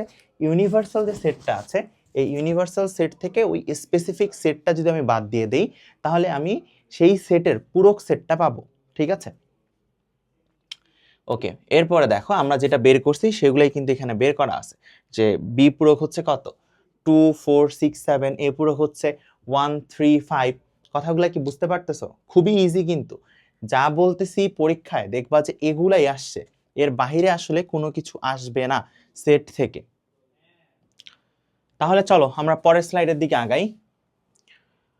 কি বলছে কোশ্চিনে দেখো, কোশ্চিনে তো না, ঠিক স্লাইডে কি আছে, ইউনিয়ন সেট। ইউনিয়ন সেট হচ্ছে, এটাকে বলা যায় সেটের সংযোগ। সেটের সংযোগ বলতে ধরো একটা সেট এ 1 2 3, বি একটা সেট হচ্ছে 4 5 6। ঠিক আছে? তাহলে সেট কয়টা, দুইটা। তো তোমাকে যদি এখন বলে যে এ ইউনিয়ন বি বের করো, ঠিক আছে, তার মানে ইউনিয়ন মানে হচ্ছে যোগ। যোগটা কিভাবে হবে, যে ধরো 1 2 3 ইউনিয়ন সাইন 4 5 6। তো দেখো, যখন তোমাকে ইউনিয়ন বের করতে বলবে তখন প্রতিটা উপাদানই তোমাকে নিতে হবে। ঠিক আছে? তাহলে দেখো, প্রতিটা উপাদান যদি আমি নেই, তাহলে এই যে এখান থেকে যে সেটটা বের হলো সেটা হচ্ছে তোমার এ ইউনিয়ন বি। ঠিক আছে? তাহলে এই যে সংযোগ সেট যেটা বলছে, তাহলে সেটা কি বুঝতে পারছো, যে এ ইউনিয়ন বি। এখন এইখানে তোমার সি দেওয়া আছে, ডিও দেওয়া আছে। তাহলে সি কত বলো তো, এখানে সি হচ্ছে 3 4 5, আর ডি হচ্ছে কত, 4 6 8। তো তোমাকে বলছে সি ইউনিয়ন ডি বের করতে। তাহলে সি কত, সি হচ্ছে 3 4 5 ইউনিয়ন ডি কত, 4 6 8। ঠিক আছে? এখন ইউনিয়ন যখন তোমাকে বের করতে বলছে, কমন এলিমেন্ট কয়টা আছে, একটা, সেটা হচ্ছে 4। তাহলে দুইটার মধ্যে যে কোনো একটা ধরতে হবে, আর বাদ বাকি সব এলিমেন্ট লিখতে হবে। তাহলে 3 4 5 6 8। দেখো, এই 4টা কিন্তু তোমার ডি এর মধ্যেও ছিল, সি এর মধ্যেও ছিল। তাহলে দুইটা থেকে যে কোনো একটা নিছি। ঠিক আছে? তাহলে কি সি ইউনিয়ন ডি বোঝা গেছে? দেখো, এই যে সি ইউনিয়ন ডি করছে 3 4 5 6 8। ক্লিয়ার? খুবই সহজ জিনিস কিন্তু। এরপরে আসো ছেদ সেট বা ইন্টারসেকশন। ইন্টারসেকশন বলতে কি, ধরো ডান হাতে আমার 5টা লাল বল আর 2টা নীল বল আছে, বাম হাতে একটা লাল বল আর 5টা কালো বল আছে। তো দুই হাতে বলগুলোর মধ্যে মেজর মিলটা কোথায়, একটা লাল বলে। তাহলে আমি তখন শুধু লাল বলগুলা নিব। তো সিমিলারলি ধরো একটা সেট দেওয়া আছে 2 3 4 5, বি একটা সেট দেওয়া আছে 4 6 8। ঠিক আছে? তাহলে ইন্টারসেকশনের সাইনটা অবশ্যই মনে রাখবা, এটা হচ্ছে ইউনিয়নের সাইনের উল্টা। এই সাইনটার নাম হচ্ছে ইন্টারসেকশন। ইন্টারসেকশন। ঠিক আছে? তাহলে এখন তোমাকে যদি বলে যে এ ইন্টারসেকশন বি বের করতে, তাহলে এটা কত, এটা হচ্ছে 2 3 4 5 ইন্টারসেকশন 4 6 8। দেখো তো, এই দুইটা সেটের ভিতর কমন একটা এলিমেন্ট আছে না, সেটা হচ্ছে 4, এবং 4টাই নিতে হবে। তখন এই 4টাই হচ্ছে তোমার অ্যান্সার। কথা কি বুঝতে পারছো? আচ্ছা, এরপরে আসো, এইটা দেখলে তুমি আরেকটু ভালো মতো বুঝবা। ইন্টারসেকশন করার মানে হচ্ছে এই দুইটা সেটের ভিতর এই যে কমন পার্টটা আছে এইটুকু নিয়ে কাজ করতে হবে, বা এটাই হবে তোমার উত্তর। আবার ধরো তুমি তিনটা সেট নিয়ে কাজ করতেছো, তখন এই যে যেই জায়গাটা তিনটা সেটের কমন, সেটাই হচ্ছে তোমার এইটার উত্তর। কথা বুঝতে পারছি? আচ্ছা, এরপরে আসো, এইখানে তোমাকে কি বলছে? এখানে তোমাকে বলছে যে পি দেওয়া আছে হচ্ছে এই যে এত, ওকে, ন্যাচারাল নাম্বার, তাহলে কত চেয়ে বড়? 2 এর চেয়ে বড়, তাহলে কত কত হবে? 3 4 5 6, কারণ কি লেস দেন ইকুয়াল যেহেতু আছে। আর কিউ কত? জোড় সংখ্যা, যেটা হচ্ছে তোমার 8 এর চেয়ে ছোট, তাহলে কত হচ্ছে? 2 4 6 8, লেস দেন ইকুয়াল বলছে, তাহলে আমি এখান থেকে লিখতে পারি। এখন তোমাকে পি ইন্টারসেকশন কিউ করতে বলছে, তাহলে পি কত? 3 4 5 6, ইন্টারসেকশন 2 4 6 8, দুইটার ভিতর কমন কি আছে? 4 আর 6, তাহলে উত্তর কত হবে? দুইটার ভিতরে কমনটা নিব, তাহলে সেটাই হচ্ছে আমার উত্তর। তাহলে সেটা হচ্ছে কত? 4 আর 6। দেখো উত্তর হচ্ছে কত? 4 আর 6। কথা কি ক্লিয়ার? এরপরে আসো নিশ্চিত সেট, যে ধরো দুইটা সেটের এলিমেন্ট এমন আসছে ইন্টারসেকশন করার পর সেটা হচ্ছে ফাঁকা সেট, তাহলে এই ধরনের সেটগুলোকে আমি বলতেছি নিশ্চিত সেট বা ডিসজয়েন্ট সেট। ধরো এ হচ্ছে 1 2 3 আর বি হচ্ছে 4 5 6, তো এখন তুমি যদি এ ইন্টারসেকশন বি করো, দেখো কোনো উপাদানের মধ্যে কিন্তু আমার কোনো মিল নাই, তো যেহেতু মিল নাই তাহলে এটাকে আমি দিতে পারবো ইন্টারসেকশনের জন্য কত? কোনো কিছু ভ্যালু যেহেতু নাই, তাহলে এটা হচ্ছে এমটি সেট।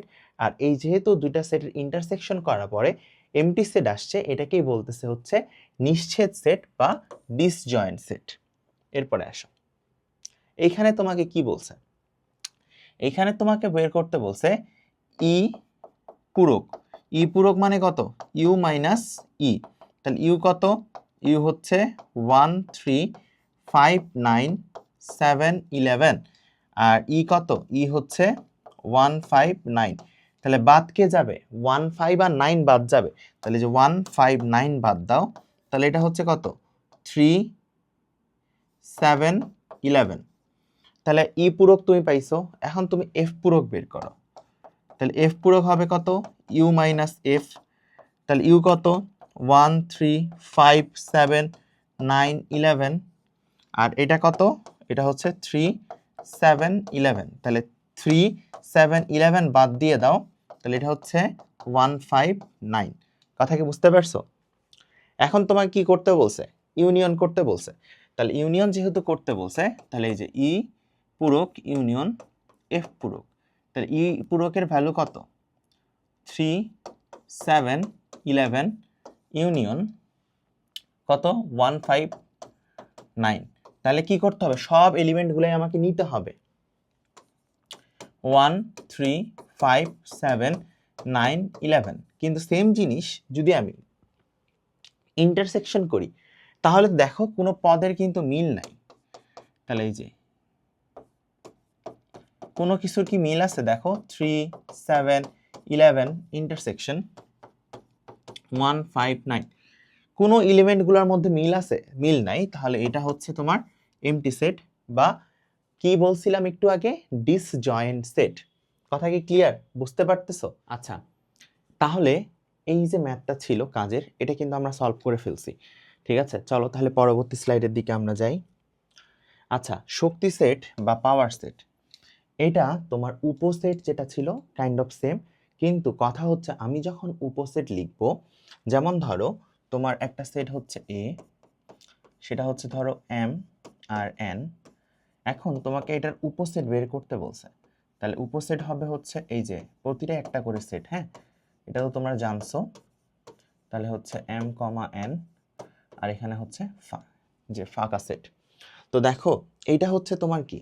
এটা হচ্ছে তোমার উপসেট, কিন্তু যদি তোমাকে পাওয়ার সেট বের করতে বলে, এটা হচ্ছে উপসেটের মতোই, কিন্তু সামনে তখন লিখতে হয় হচ্ছে পাওয়ার সেট অফ এ। এটা যখন দিবা তখন এখানে একটা সেকেন্ড ব্র্যাকেট দিয়ে ক্লোজ করতে হবে, তাহলে তুমি এইটার পাওয়ার সেট বের করে ফেলতে পারবা। তাহলে পাওয়ার সেট বের করার সূত্র হচ্ছে কি, দেখো যে পাওয়ার সেট বের করার সূত্র হচ্ছে 2 টু দি পাওয়ার n। এখানে n বলতে কি বোঝাচ্ছে, n বলতে বোঝাচ্ছে এই যে ভিতরে উপাদান সংখ্যা, তাহলে n হচ্ছে কি উপাদান সংখ্যা।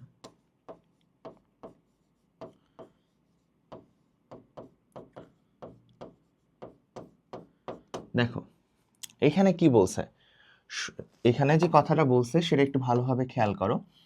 বলছে যে এ সেটের শক্তি সেটকে পি অফ এ দ্বারা প্রকাশ করা হয়। আমরা পি অফ এ দ্বারা প্রকাশ করছি।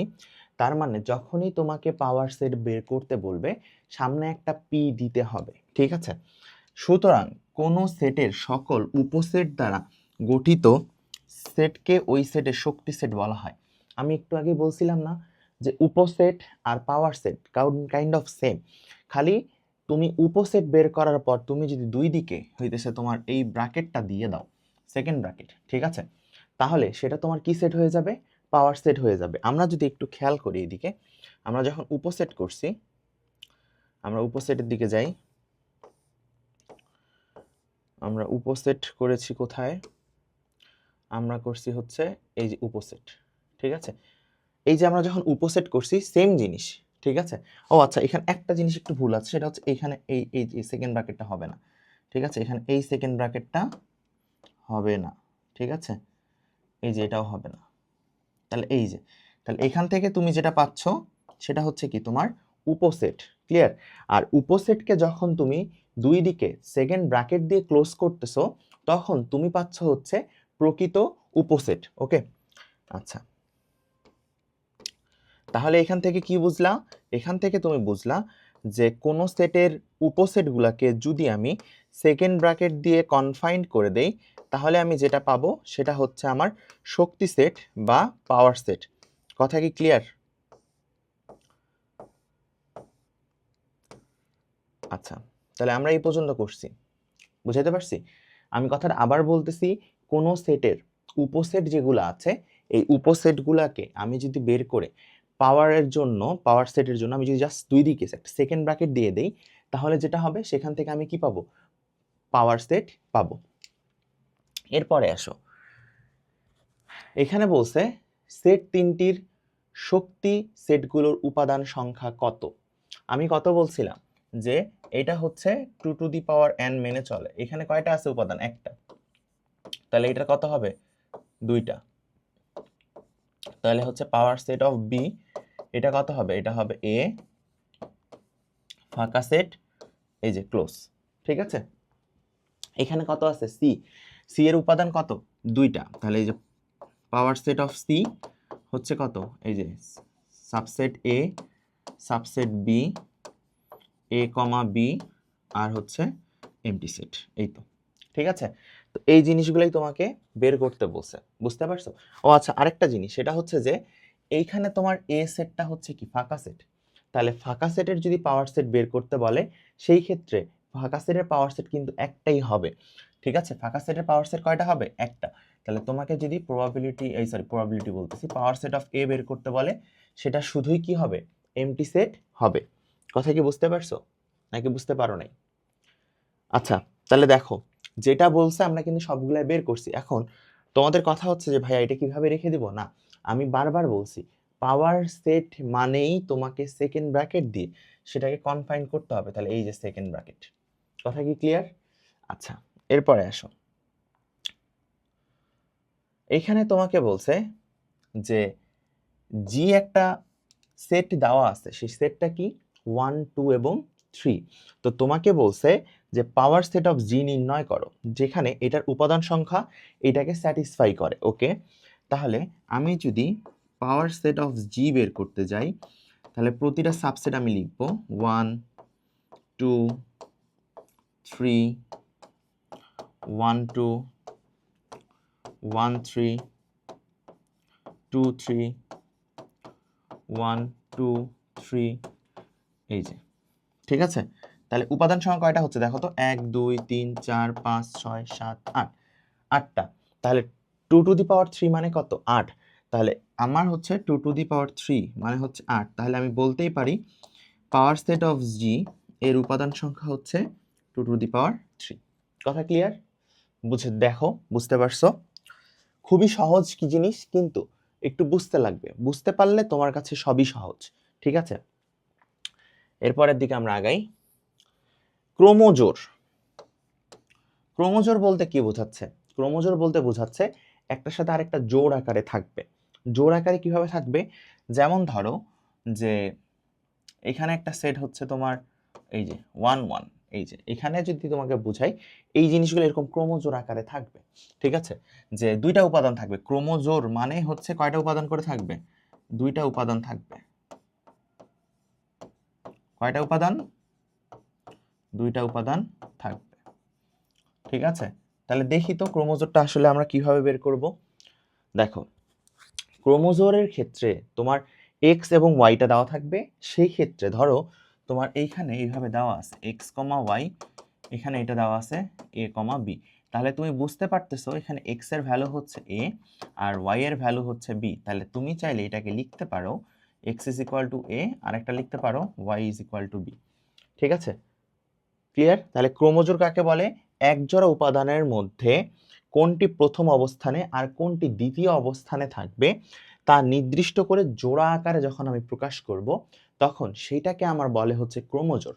ঠিক আছে, আমরা যে জিনিসটা লিখছি সেটার সাথে একটু মিলায় দেখো তো। বলছে যে একজোড়া উপাদান, একজোড়া মানে কয়টা? দুইটা আছে, প্রথম অবস্থানে আর দ্বিতীয় অবস্থানে আছে। দেখো এই যে প্রথম অবস্থানে এবং দ্বিতীয় অবস্থানে কোনটা আছে সেটার ভ্যালু কিন্তু আমরা ডিফাইন করতে পারতেছি। তাহলে এই সব জিনিসগুলোকে আমরা বলতেছি এখানে ক্রোমোজোর। আচ্ছা, এইখানে তোমাকে এক্স আর ওয়াই এর মান বের করতে বলছে। তাহলে আমি কি বলছিলাম যে এটার জন্য হবে কোনটা? এই যে এটা, আর এটার জন্য হবে হচ্ছে এইটা। তাহলে কত হচ্ছে দেখো, 2x প্লাস ওয়াই এর ভ্যালু 6, এক্স মাইনাস ওয়াই এর ভ্যালু হচ্ছে 3। তাহলে এখন তুমি যদি যোগ করো তাহলে 3x এর ভ্যালু হচ্ছে 9, অতএব x এর ভ্যালু হচ্ছে কত? 3। x এর ভ্যালু কত? 3। x এর ভ্যালু যদি 3 হয়, তুমি কি জানো x মাইনাস ওয়াই হচ্ছে 3, তাহলে y কত হচ্ছে? x মাইনাস 3, অতএব y হচ্ছে কত? 3 মাইনাস 3 বা 0। ঠিক আছে, তাহলে x কমা y তোমাকে বের করতে বলছে। তাহলে x কমা y কত হবে? x কমা y হবে 3,0। কথা কি বুঝতে পারছো? ওকে, এর পরের দিকে আমরা আগাই। দেখো এই যে x কমা y কত হইছে? 3,0। কার্তেশীয় গুণজ, এটা একটা ইম্পর্টেন্ট জিনিস। কার্তেশীয় গুণজটা কি? কার্তেশীয় গুণজ হচ্ছে যে ধরো এইখানে কি দেওয়া আছে, এই উদাহরণটা দিয়ে যদি তোমাকে আমি বলি, এখানে একটা এলিমেন্ট আছে 1 2, ওকে, আর বি এতে একটা এলিমেন্ট আছে 3 4 5। এখন তোমাকে বের করতে বলছে কার্তেশীয় গুণজ। গুণজ মানে কি? গুণ। তাহলে এই যে যখন কার্তেশীয় গুণজ বের করতে বলবে, তাহলে এই যে একটা সেট গুণ আরেকটা সেট। এখন কথা হচ্ছে যে ভাইয়া তুমি তো গুণ দিছো, কিন্তু লিখবা কিভাবে? দেখো এই 1টা একবার 3-এর সাথে ক্রোমোজোর আকারে গঠন করে। তাহলে এই যে 1 কমা কত হচ্ছে? 3। আবার দেখো 1টা কার সাথে যাচ্ছে? 4-এর সাথে। আবার 1টা কার সাথে যাচ্ছে? 5-এর সাথে। 2 কার সাথে যাচ্ছে? 3-এর সাথে। তাহলে দেখো প্রতিটা এলিমেন্টের সাথেই কিন্তু আমার যাচ্ছে। ঠিক আছে, তাহলে এইভাবে আমি কার্তেশীয় গুণজটা সম্পন্ন করব। দেখো এই যে এখানে কি বলা হয়েছে যে a ক্রস b যখন আমি করছি, ঠিক আছে, তখন কি করতেছি? সেকেন্ড ব্র্যাকেট দিয়ে অবশ্যই কনফাইন করতেছি এবং মাঝখানে এলিমেন্টগুলো লিখতেছি। আমি আবার তোমাদেরকে দেখাই যে ধরো a হচ্ছে 1 2 আর b হচ্ছে 2 3। তো তোমাকে বের করতে বলছে যে এই যে এটার ভ্যালু বের করো। তাহলে তোমার a তো তুমি জানো 1 2, a সেট, b সেট কত? 2 আর 3। তাহলে এখন কি হবে যে এটার সাথে এটা যাবে, তাহলে সেকেন্ড ব্র্যাকেট দাও 1 2, ঠিক আছে, এরপর কত হবে? 1 3, এই যে কমা দিয়ে দাও 1 3, এরপর কত? 2 2, এরপর হচ্ছে 2 3, বাস সেকেন্ড ব্র্যাকেট দিয়ে ক্লোজ করে দাও। ক্লিয়ার? আচ্ছা, এরপরে আসো, এইখানে তোমাকে কি করতে বলছে? এইখানে তোমাকে বলছে যে এই ভ্যালুগুলা বের করো, কিন্তু সবার আগে বলছে আর হচ্ছে পি ইন্টারসেকশন কিউ। ঠিক আছে, তাহলে পি হচ্ছে কত, পি হচ্ছে সেটটা হচ্ছে 1 2 এবং 3, আর কিউ সেটটা কত, কিউ হচ্ছে 3,4, তাহলে আর হচ্ছে পি ইন্টারসেকশন কিউ, তাহলে এখানে হচ্ছে কত 1, 2, 3 ইন্টারসেকশন 3,4, তাহলে এখানে দুইটার মধ্যে কমন এলিমেন্ট কি আছে, যেটা কমন এলিমেন্ট আমাকে তো আগে সেটাই নিতে হবে। তাহলে এখানে কমন এলিমেন্ট কি, কমন এলিমেন্ট হচ্ছে 3, তাহলে এই যে 3টা নিয়ে ফেলছি, তাহলে আর এর ভ্যালু কত, জাস্ট 3। এখন তোমাকে কি করতে বলছে, যে পি ক্রস আর বের করতে বলছে, তাহলে পিটা আগে, পিটা কি আগে, তাহলে যেটা আগে সেটাকে কিন্তু আগেই লিখতে হবে। তাহলে এটা হচ্ছে 1 2 3 ক্রস কত 3, তাহলে এটা কত হচ্ছে কার্টেসীয় গুণজ করলে 1, 3 2, 3, আরেকটা হচ্ছে 3, 3, এই যে ক্লোজ। ক্লিয়ার? আবার দেখো আর ক্রস কিউ আছে, তাহলে এখানে শুরুতে তুমি কাকে লিখবা, আর কে লিখবা। দেখো তাহলে আর ক্রস কিউ, আর এর ভ্যালু হচ্ছে কত 3, কিউ এর ভ্যালু হচ্ছে কত 3,4, তাহলে এটা হচ্ছে কত 3 3, আর এটা হচ্ছে 3 4। ক্লিয়ার? খুবই ইজি, খুবই ইজি, ঠিক আছে, কার্তেশীয় গুণজ খুবই সহজ। এখন কি বুঝতে পারতেছো যে কিভাবে হচ্ছে, যে এটা একবার এর সাথে যাচ্ছে, আবার এটা একবার এর সাথে যাচ্ছে। ক্লিয়ার? এরপরের দিকে আমরা আগাই।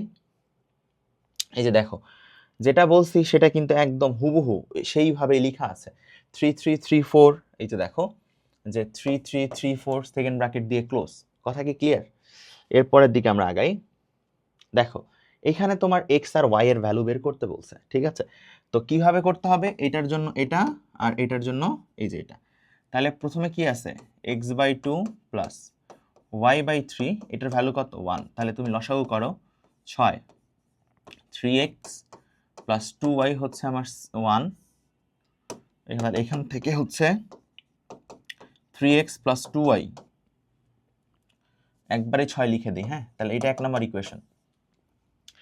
এখন তাহলে এটা নিয়ে কাজ করতে হবে না, তাহলে এখন যদি আমি এটা নিয়ে কাজ করি, তাহলে x/3 প্লাস y/2, এটার ভ্যালু কত 1, তাহলে এটা কত 6, এটা হচ্ছে 2x প্লাস 3y 1, তাহলে এখান থেকে তুমি লিখতে পারো 2x প্লাস 3y এর ভ্যালু হচ্ছে 6। তাহলে দুইটা ইকুয়েশন পাইছো। এখন তুমি তোমার মতো করে সমাধান করো, যে তুমি আসলে কিভাবে সমাধান করতে চাও, যে প্রতিস্থাপন, অপনয়ন, হোয়াটএভার, সমাধান করলেই কিন্তু উত্তরটা চলে আসবে। তাহলে আমরা সেই সমাধানের দিকে আগাই। 1 নাম্বারকে আমি 2 দিয়ে গুণ করি, 2 নাম্বারকে আমি 3 দিয়ে গুণ করি। 1 নাম্বারকে কত দিয়ে 2, তাহলে কত হচ্ছে 6x প্লাস 4y 12, আর 2 নাম্বারকে 3 দিয়ে, তাহলে কত হচ্ছে 6x প্লাস 9y 6 3 18, বিয়োগ করতে হবে, এই যে বিয়োগ, বিয়োগ করো, তাহলে কত হচ্ছে দেখো তো, বিয়োগ যদি আমি করি 4 থেকে 9 বাদ, তাহলে কত হচ্ছে 4 থেকে 9 বাদ দিলে হচ্ছে -5y, আর এখানে কত হচ্ছে, এখানে হচ্ছে আমার -6, তাহলে y হচ্ছে কত 6/5, তাহলে y এর ভ্যালু কত আসছে 6/5।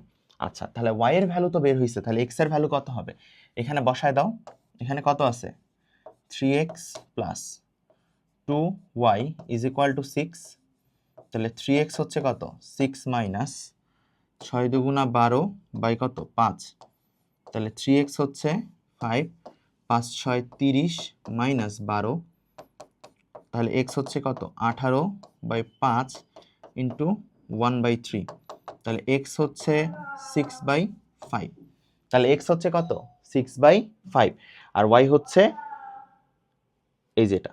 কথা কি বুঝতে পারছো? দেখো দেখে নাও, তাহলে আমার x আর y চলে আসছে। এখন আমার x আর y যদি চলে আসে, তাহলে এখন আমি সমাধান করে ফেলি, যে দেখো যে এখানে x এর ভ্যালু কত ছিল x/2, তাহলে x এর ভ্যালু হচ্ছে 6/5 ডিভাইডেড বাই 2, আরেকটা হচ্ছে কত, আরেকটা হচ্ছে প্লাস 6/5/3, এটার ভ্যালু বের করতে হবে, তাই তো, তাহলে এটার নিচে 1, এটার নিচে 1, উল্টায় দাও, 6/5 ইন্টু হাফ প্লাস 6/5 ইন্টু 1/3, তাহলে কত হচ্ছে 6/10, 6/15, তাহলে লসাগু করো, যে 15 আর কত 10, 5 3 5 15, তাহলে হচ্ছে 15, তাহলে হচ্ছে 15 যদি হয় 5 দুগুণা 10, তাহলে 3 দুগুণা 6, এখানে হচ্ছে 30, এখানে হচ্ছে 30, তাহলে হচ্ছে 3, 6 3 18 যোগ এখানে হচ্ছে 2, 6 2 12, তাহলে হচ্ছে 30/30, যের ভ্যালু হচ্ছে 1। তাহলে দেখো আমরা কিন্তু শুদ্ধতা যাচাই করছি যে আমরা যে ভ্যালুটা বের করছি সেটা ঠিক কিনা। তাহলে এখানে x আর y এর ভ্যালু কত আসছে? এখানে x আর y এর ভ্যালু আসছে 6/5, 6/5। কথা কি বুঝতে পারছো কিভাবে বের করছি? এখানে জাস্ট যেই প্রসেস সেই প্রসেসে বের করছি, কিন্তু করার পর আমি জাস্ট শুদ্ধিকরণ করলাম যে আসলে আমি যে মানটা বের করছি এই মানটা আসলে স্যাটিসফাই করতেছে কিনা। কারণ কি তুমি এখান থেকে বুঝতে পারতেছো যে এটার ভ্যালু হচ্ছে 1। তাহলে এখন তুমি যদি এক্স আর ওয়াই এর মানটা বসায় তুমি যদি 1 আনতে পারো, দ্যাট মিন্স তোমার যে এক্স আর ওয়াই এর ভ্যালুটা আছে সেই ভ্যালুটা হচ্ছে কারেক্ট। এরপরে দেখো খ নাম্বারে কি বলছে। খ নাম্বারে তোমাকে বলছে যে পি একটা সেট দেওয়া আছে, কিউ একটা সেট দেওয়া আছে, আর একটা দেওয়া আছে। তো বলছে পি ইউনিয়ন কিউ ক্রস আর। ওকে, তাহলে আমি লিখি যে এখানে পি কত, এখানে পি হচ্ছে 1 2 3, পি হচ্ছে 1 2 3, কিউ হচ্ছে 3 4, কিউ হচ্ছে 3,4। ওকে, তাহলে এখন তোমাকে কি বলছে? এখানে তোমাকে বলছে যে পি ইউনিয়ন কিউ ক্রস আর। ওকে, আর হচ্ছে এক্স ওয়াই, তাহলে লিখি, তাহলে এটা হচ্ছে পি ইউনিয়ন কিউ ক্রস আর। তাহলে পি ইউনিয়ন কিউ করো, তাহলে এটা হচ্ছে 1 2 3 ইউনিয়ন 3 4। তাহলে দেখো এটা করলে কত হচ্ছে 1 2 3 4, আর ভ্যালু কত এক্স আর ওয়াই। তাহলে এখন তোমাকে যেহেতু কার্তেশীয় গুণজ করতে বলছে, তাহলে গুণজটা তো করতে পারবা। কিভাবে করবা? এই এলিমেন্টের সাথে তুমি এখানে পাঠাবা, তাহলে এখানে হচ্ছে 1, x, তাহলে হবে কত 1, y, এরপর হবে 2, x, 2, y, এখানে হবে হচ্ছে 3, x, 3, y, 4, x, 4, y। এই তো ঠিক আছে। এখন তারপরের কোশ্চেনটা কি ছিল দেখো। তারপরে কোশ্চেনটা হচ্ছে যে P intersection Q in cross Q বলছে কিউ। তাহলে তুমি যদি P intersection Q cross Q করো, তাহলে পি এর ভ্যালু কত 1 2 3, আর কিউ এর ভ্যালু কত? কিউ এর ভ্যালু হচ্ছে 3 4। তাহলে দেখো এখান থেকে তোমার কমন কি? কমন হচ্ছে শুধু 3। তাহলে এই যে সমান যেহেতু শুধু 3, এই যে দিয়ে ফেলছো। তাহলে এখন কার্তেশীয় গুণজ যেহেতু করতে বলছে, এটা তো তুমি আগেও করছো, যে এটা কত হবে তখন 3 3, এই যে 3 এর সাথে 3 আর 3 এর সাথে 4, তাহলে এই যে 3, 4। কথা কি বুঝতে পারছো? খুবই সিম্পল জিনিস, দেখে নাও। তাহলে চলো আমরা পরবর্তী স্লাইডের দিকে আগাই। এখানে কি বলছে? যে সকল স্বাভাবিক সংখ্যা দ্বারা 311 ও 419কে ভাগ করলে প্রতি ক্ষেত্রে 23 অবশিষ্ট থাকে তাদের সেট বের করতে বলছে। এখন প্রতি ক্ষেত্রে যেহেতু 23 অবশিষ্ট থাকবে, তাহলে 23টাকে আমি বাদ দিয়ে দিই। তাহলে 23কে যদি আমি বাদ দিয়ে দিই, তাহলে 311 থেকে আমার 23 বাদ, তাহলে কত হচ্ছে দেখো তো। 311 থেকে 23 বাদ দাও, তাহলে হচ্ছে 7 8, এখানে 1 আর 2 আর 1 3, তাহলে এখানে হচ্ছে 8, তাহলে এখানে হচ্ছে 1, এই সরি 2। আচ্ছা, কথা কি বুঝতে পারছো কি করছি? আচ্ছা, তাহলে এখন প্রতি ক্ষেত্রে কত অবশিষ্ট? যত অবশিষ্ট বলবে এই যে সংখ্যাটা আছে এই সংখ্যাগুলো থেকে ঠিক ততই বাদ দিতে হবে। তাহলে এখানে কত হচ্ছে 288। এখন এই 288কে তোমাকে মিলাইতে হবে। কিভাবে মিলাবা তোমাকে আমি বলতেছি, দাঁড়ো সবার আগে ক্যালকুলেটরগুলো তোমরা বের করো। তাহলে ক্যালকুলেটরগুলো বের করো দেখি। তাহলে ক্যালকুলেটর কি তোমরা বের করছো? তাহলে ক্যালকুলেটরটা বের করো দেখি কি আছে বলো। এখানে আছে হচ্ছে 288। 288কে আমি চাইলে 2 দিয়ে ভাগ করতে পারি, তাই তো? তাহলে 288কে তুমি কতভাবে লিখতে পারো? 1 ইন্টু 288, 2 ইন্টু 144। 288কে কি 3 দিয়ে ভাগ যায়? যায়। তাহলে 3 ইন্টু কত 96। আবার দেখো 288কে আমি 4 দিয়ে ভাগ করতেছি, তাহলে 4, তাহলে এখানে হচ্ছে আমার 72। 5 দিয়ে তো অবশ্যই যাবে না, তাহলে 288 ভাগ 6, তাহলে 6 দিয়ে করলে হচ্ছে 48। এখন 288 7 দিয়ে কি যাবে? যাবে না। 288 ভাগ 8, 8 দিয়ে যাবে, তাহলে 8 দিয়ে গেলে হচ্ছে 36, 9 দিয়ে কি যাবে 288 ভাগ 9, হ্যাঁ 9 দিয়েও যাবে, তাহলে সেটা হচ্ছে 32, ঠিক আছে। এরপর দেখো যে 288 ভাগ 12, 12 দিয়েও যাবে, সেটা হচ্ছে কত 24, যে 12 ইন্টু 24। আর কি যাবে 288 ভাগ 14 যাচ্ছে না, 288 ভাগ 16, 16 দিয়ে যাচ্ছে, তাহলে কত 16 দিয়ে যদি হয়, তাহলে আমি একটু সাইডে লিখতেছি 16 ইন্টু 18। আর কি যাবে 288 ভাগ 18, তাহলে হচ্ছে 16, 288 ভাগ 20 হচ্ছে না, 288 ভাগ 22 হচ্ছে না আর, ওকে 288 ভাগ 26 আর হচ্ছে না।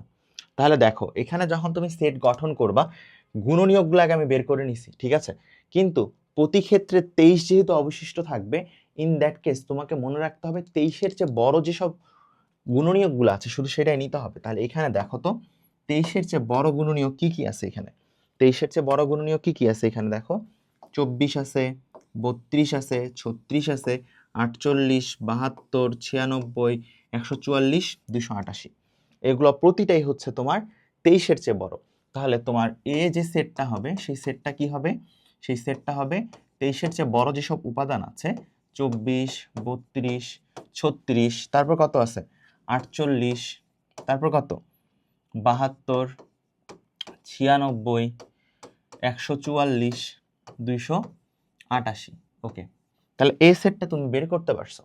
এখন তোমাকে বলছে বি সেট বের করতে, তাহলে বি এর ক্ষেত্রে কি হবে, এখানে বি এর ক্ষেত্রে 419 থেকে 23 বাদ দাও, কত হচ্ছে দেখো দেখি, 419 থেকে তুমি যদি 23 বাদ দাও, 419 থেকে 23 বাদ, ওকে,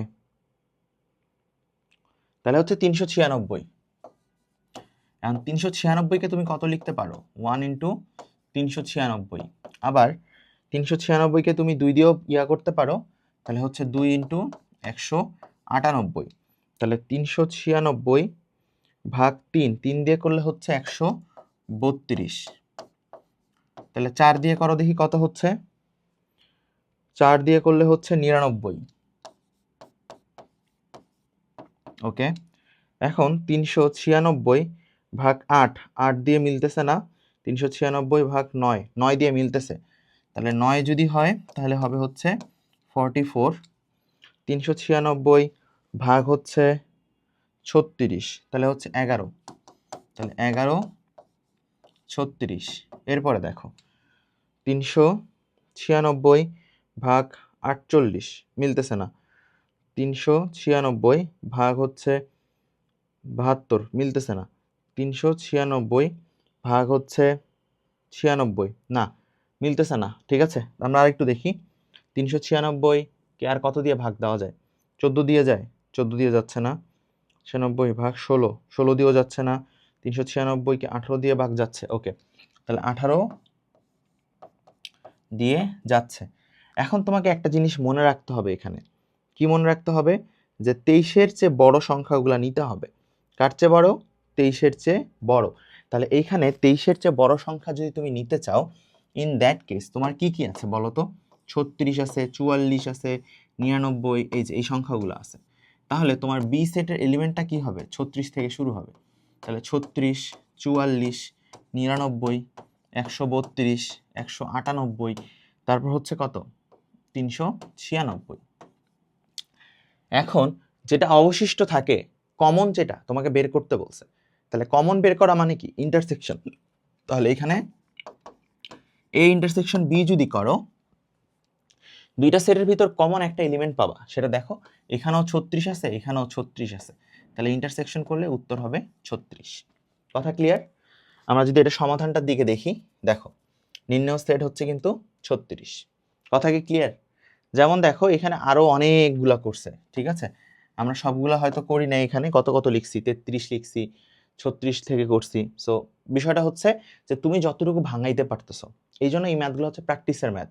কারণ এই যে সংখ্যাগুলো আসতেছে, এই যে 33, 36, 44, 66, 99, পরীক্ষার হলে তো এতগুলা সংখ্যা তুমি মানে 1 থেকে 100 পর্যন্ত কি তুমি ভাগ করবা? ভাগ তো করার এত সময় থাকবে না। এজন্য এই ম্যাথগুলো হচ্ছে বেশি করে প্র্যাকটিস করার ম্যাথ, ঠিক আছে? তাহলে আমাদের উত্তর কত আসছে? 36। এখন আসো, এখানে 14 নাম্বার উদাহরণটা কি বলছে?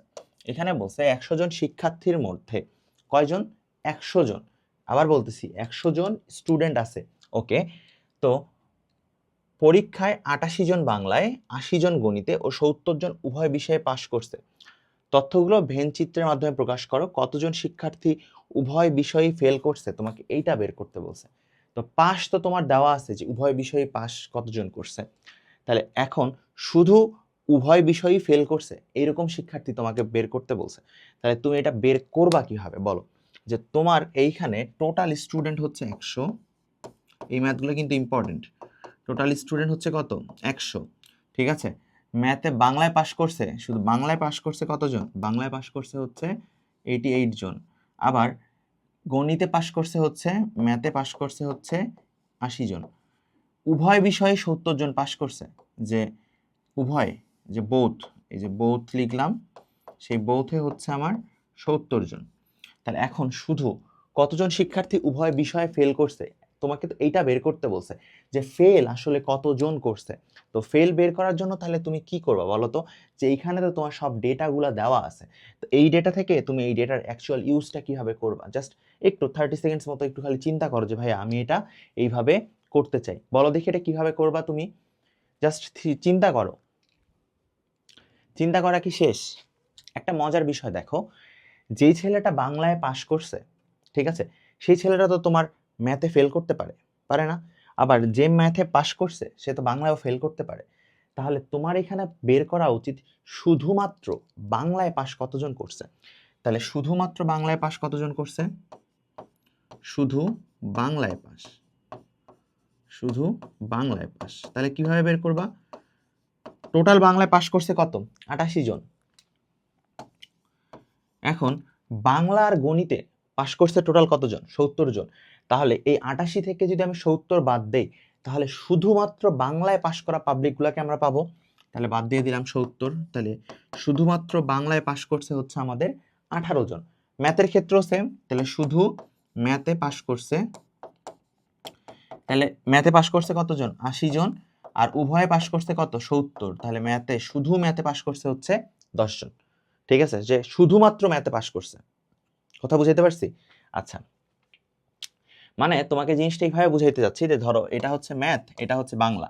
তো ম্যাথ আর বাংলা ওইরকম উভয় বিষয়ে পাশ করছে হচ্ছে 70 জন, কিন্তু ম্যাথে ফেল বাংলায় পাস এরকম আছে হচ্ছে 18 জন। আবার ম্যাথে পাস বাংলায় ফেল এরকম আছে হচ্ছে 10 জন। ঠিক আছে, তাহলে এখন তুমি সবগুলাই বের করছো, উভয় বিষয়ে পাস বের করছো, শুধু বাংলায় পাস বের করছো, শুধু গণিতে পাস বের করছো, তাহলে নাই কে? যে উভয় বিষয়ে ফেল করছে। তাহলে উভয় বিষয়ে ফেলটা কিভাবে হবে? যে উভয় বিষয়ে ফেল, যে উভয় বিষয়ে ফেল, সেটা হচ্ছে কত? 100 থেকে এই সংখ্যাগুলো বাদ, এই যে 10 বাদ, 18 বাদ, তারপর কত? 70 বাদ। তাহলে কত হচ্ছে? 88, 98। তাহলে 100 থেকে আমি যদি 98 বাদ দেই, তাহলে হচ্ছে 2 জন। তাহলে উভয় বিষয়ে ফেল করছে কয়জন? 2 জন। কথা ক্লিয়ার? দেখে নাও, খুবই ইজি ম্যাথ। আবার বলতেছি দেখো, এ পাশ করছে উভয় বিষয়ে, মানে বাংলা ইংলিশ দুইটাতেই টিক দেওয়া আছে, এরকম পাশ করছে 70 জন। শুধু বাংলায় পাশ করছে হচ্ছে 18, শুধু গণিতে শুধু পাশ করছে শুধু 10 জন। মানে শুধু গণিতে সে ম্যাথে সরি বাংলায় ফেল করছে, আবার বাংলায় যে 18 জন পাশ করছে এটা গণিতে ফেল করছে। শুধু একটা সাবজেক্টে পাশ করছে কতজন? একটাতে হচ্ছে 18, একটাতে হচ্ছে 10। তাহলে দুই বিষয়ে ফেল কতজন করছে? এই টোটাল যোগফল থেকে এই যে 100 থেকে এই যোগফলটা বাদ দিলে তোমার উভয় বিষয়ে ফেল সেটা তুমি বের করতে পারতেছো। ঠিক আছে, তাহলে আমাদের উত্তর আসছে কয়জন? দেখো 2 জন। যে উভয় বিষয়ে ফেল করছে কয়জন? 2 জন। কথা কি ক্লিয়ার? আচ্ছা, তাহলে এই ছিল তোমাদের 2.1 এর থিওরি ক্লাস। তাহলে দেখা হচ্ছে পরের ক্লাসে। ধন্যবাদ সবাইকে, আল্লাহ হাফিজ।